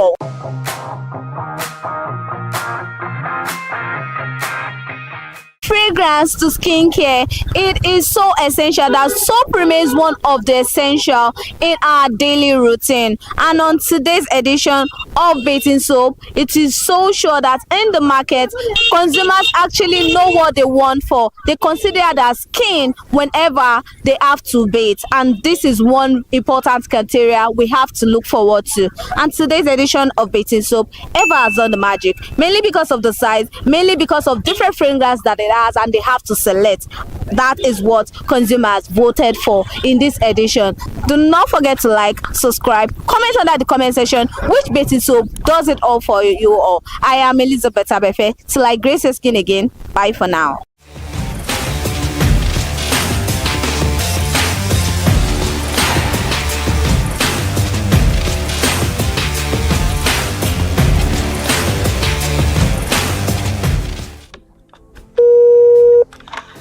Hello consumers, you have the right to be heard, absolutely. So join us on the conversation, share your brand experience, where you tell us all your experiences about brand on the outer world via our YouTube channel every Wednesday from the hour of 4:20 to 5:20. You can watch us via our YouTube channel, ConsumerHalla TV, and subscription is free. Follow us on all our social media platforms, ConsumerHalla TV. Share your brand experience. It's about storytelling. It's about experiences. Hello consumers, you're welcome to another exciting episode of Consumer Voice on ConsumerHalla TV. I am Matilda Omenai. As you already know, Consumer Voice is a show where we'll be visiting different places in Lagos to check out people's preferences, hear what the consumers have to say about different leading brands that they make use of. Hello, it's your boy here, Iremofe Koforola, and you know what? They call me the AWUF General Overseer. Every day is a blessing and it is meant to be enjoyed maximally with AWUF packages that put a smile on our faces. And guess what? That is why this show AWUF is for you. You can get to know about trendy market slashes, promos, offers and juicy deals that put a smile on your faces, and you can always enjoy them maximally. And you know one thing that is so interesting about this show? It is a blend of English and Pidgin. As I dey run you English, now I go dey marry am with Pidgin, make am spicy. So catch me every time on the show to enjoy more about trendy AWUF packages. Public service announcement. Hello consumers, I am Kikelomo Ajibola and welcome to the Scam Alert segment on ConsumerHalla TV. Scam Alert educates viewers about various scams affecting consumers. We learn tips on how to identify fraudulent activities and provide advice on protecting our personal information. We aim to raise awareness and empower viewers to avoid falling victim to scams. We cover various topics such as phishing, identity theft, fraudulent investment schemes, and many more. You want to catch up on how these scammers invade our lives? Join us every Tuesday by 12:30 p.m. for Scam Alert on our YouTube channel at ConsumerHalla TV. Subscription is absolutely free. And in case you're not following us across all our social media platforms, follow us on Instagram, Facebook, X, TikTok at ConsumerHalla TV. Don't say I didn't do anything for you this 2025. Bye. Welcome to In the Marketplace. We are taking you on a journey behind the scene of Nigeria's most vibrant market. From the sight and sound of the market to the stories of the people who makes it thrive. We will be sharing the untold stories that brings this market to life. Join us as we explore the history, challenges, and triumphs of the market vendors. We will dive into the daily lives of the people who call markets home and uncover the secret that makes this market special. You will get to see the passion, energy, and dedication that goes into making this market success. Tune in to the In the Marketplace on ConsumerHalla TV on Thursday by 11 a.m. to experience the sight and sound. Don't forget to follow us on all our social media and on ConsumerHalla TV. I am Elizabeth Abefe. Hello fellow consumers, are you looking for a program where we give analysis about brand and a program where we project the voice of the consumer? Join my team and I on Consumer Analytics and Resolution Box by calling on the program to get your issues resolved. And in case you are wondering where Consumer Analytics and Resolution Box will be showing, please join us on our YouTube channel at ConsumerHalla TV. Subscription is free by 2 p.m. to 4 o'clock p.m. every Mondays and Wednesdays. Consumer Analytics and Resolution Box will be airing and will be here to provide you any information on brands and also issues that you have pending for us to resolve. Also follow us across all our other social media platforms, Instagram, Facebook, X, TikTok at ConsumerHalla TV. And that is why at ConsumerHalla TV, you deserve to be heard. Hi everyone, I am Iri Ayomikunle Eke. Join me live on Perspective every Mondays to Friday from the hour of 9 to 10, where we have meaningful and engaging conversations about all the burning and pressing issues making the round. Issues related to our economy and consumers. It's conversing, it's relatable, it's beyond interview. We have expert analysts who gives updated analysis about all aspects of a conversation. Join the moving train by subscribing to our YouTube channel, ConsumerHalla TV, and do well to follow us on all our social media platforms, ConsumerHalla TV. Stay informed, Thank you. I am Matilda Omenai. As you already know, Market Today is the show where we visit different markets across Nigeria, Lagos, to check out the prices of different things, ranging from household items to foodstuffs to cosmetics, electronics, every other thing. In a world of hustle and bustle, entertainment keeps us alive, and that is why at ConsumerHalla TV, we ensure you enjoy all around 360-degree entertainment program. Screen Time is the show for you, where you enjoy top 5 countdown, celebrity of the week, exclusive interview, and other segments. Don't mind him, he's just a jealous person. Oh, His new movie release, update, and screen time. I'm going to enjoy myself because this is my favorite time on the program. I get to recommend good movie for you, and I'm also waiting for you to recommend movies to me also in the comment section. Screen time is not just all about entertainment, it is relaxing and also educational. So that is why we are bringing to you Screen Time on ConsumerHalla TV. And in case you're wondering where to join us every Mondays by 5:00 p.m. at ConsumerHalla TV on our YouTube channel. Subscription is very, very free. And in case you have not followed us across all our social media platforms, please do so. We are begging you, on Instagram, Facebook, Twitter, and also TikTok at ConsumerHalla TV. What are you waiting for? Click on that follow and subscribe right now. And from the I to the R to the E to the M to the F to the E, my name is Iremofe. Hey there, do you know in the world today, everyone is a consumer, and as consumers, we all have the right to be heard. In Nigeria today, as a consumer, you have all right to product information, right to fair pricing, right to return goods, right to product labeling, right to fair dealings, and a lot more. Well then, have you heard about the new media channel? ConsumerHalla TV. ConsumerHalla TV. ConsumerHalla TV. At ConsumerHalla TV, our goal is to inform and educate consumers in Nigeria with insightful news alongside development within the fast-paced world of consumers through well-researched, specialized, and analytical content. Our vision at ConsumerHalla TV is to create an engaging platform that provides right connections for meaningful brands in Nigeria, thus creating a more caring world for consumers where business thrive. And guess what? Our ConsumerHalla brand is the first consumer complaint resolution portal in Nigeria, powered by a 72-hour feedback mechanism. We offer consumer advocacy, informative talk shows, branding promotions, advertising, and lots more. Connect with us via our YouTube channel at ConsumerHalla TV. Follow us on our Facebook page, ConsumerHalla TV, our Instagram page, ConsumerHalla TV, and do well to subscribe to our YouTube channel. Subscription is free. ConsumerHalla TV. At ConsumerHalla TV, you deserve to be heard. At ConsumerHalla TV, you deserve to be heard.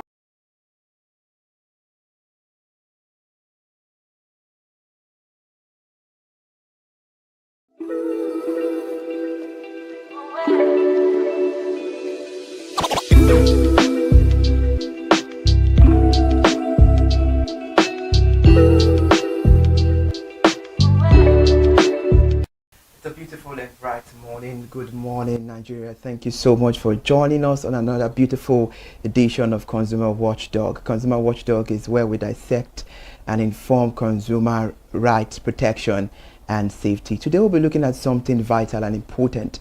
We'll be talking about the FCCPC new regulations on money lenders.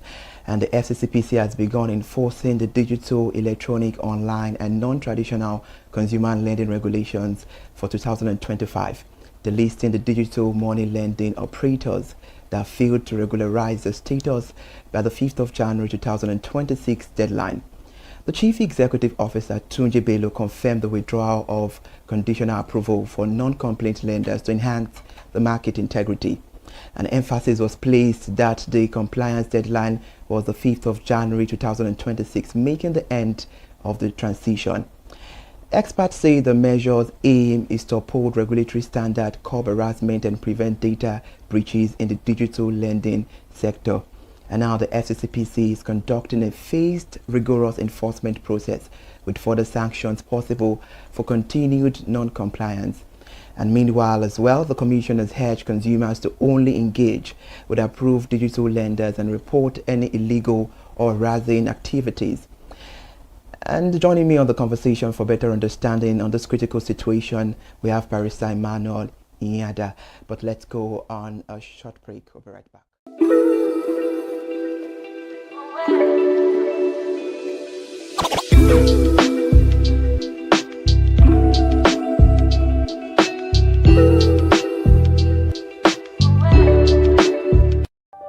Hey there, do you know in the world today, everyone is a consumer, and as consumers, we all have the right to be heard. In Nigeria today, as a consumer, you have all right to product information, right to fair pricing, right to return goods, right to product labeling, right to fair dealings, and a lot more. Well then, have you heard about the new media channel? ConsumerHalla TV. ConsumerHalla TV. ConsumerHalla TV. At ConsumerHalla TV, our goal is to inform and educate consumers in Nigeria with insightful news alongside development within the fast-paced world of consumers through well-researched, specialized, and analytical content. Our vision at ConsumerHalla TV is to create an engaging platform that provides right connections for meaningful brands in Nigeria, thus creating a more caring world for consumers where business thrive. And guess what? Our ConsumerHalla brand is the first consumer complaint resolution portal in Nigeria, powered by a 72-hour feedback mechanism. We offer consumer advocacy, informative talk shows, branding promotions, advertising, and lots more. Connect with us via our YouTube channel at ConsumerHalla TV. Follow us on our Facebook page, ConsumerHalla TV, our Instagram page, ConsumerHalla TV, and do well to subscribe to our YouTube channel. Subscription is free, ConsumerHalla TV.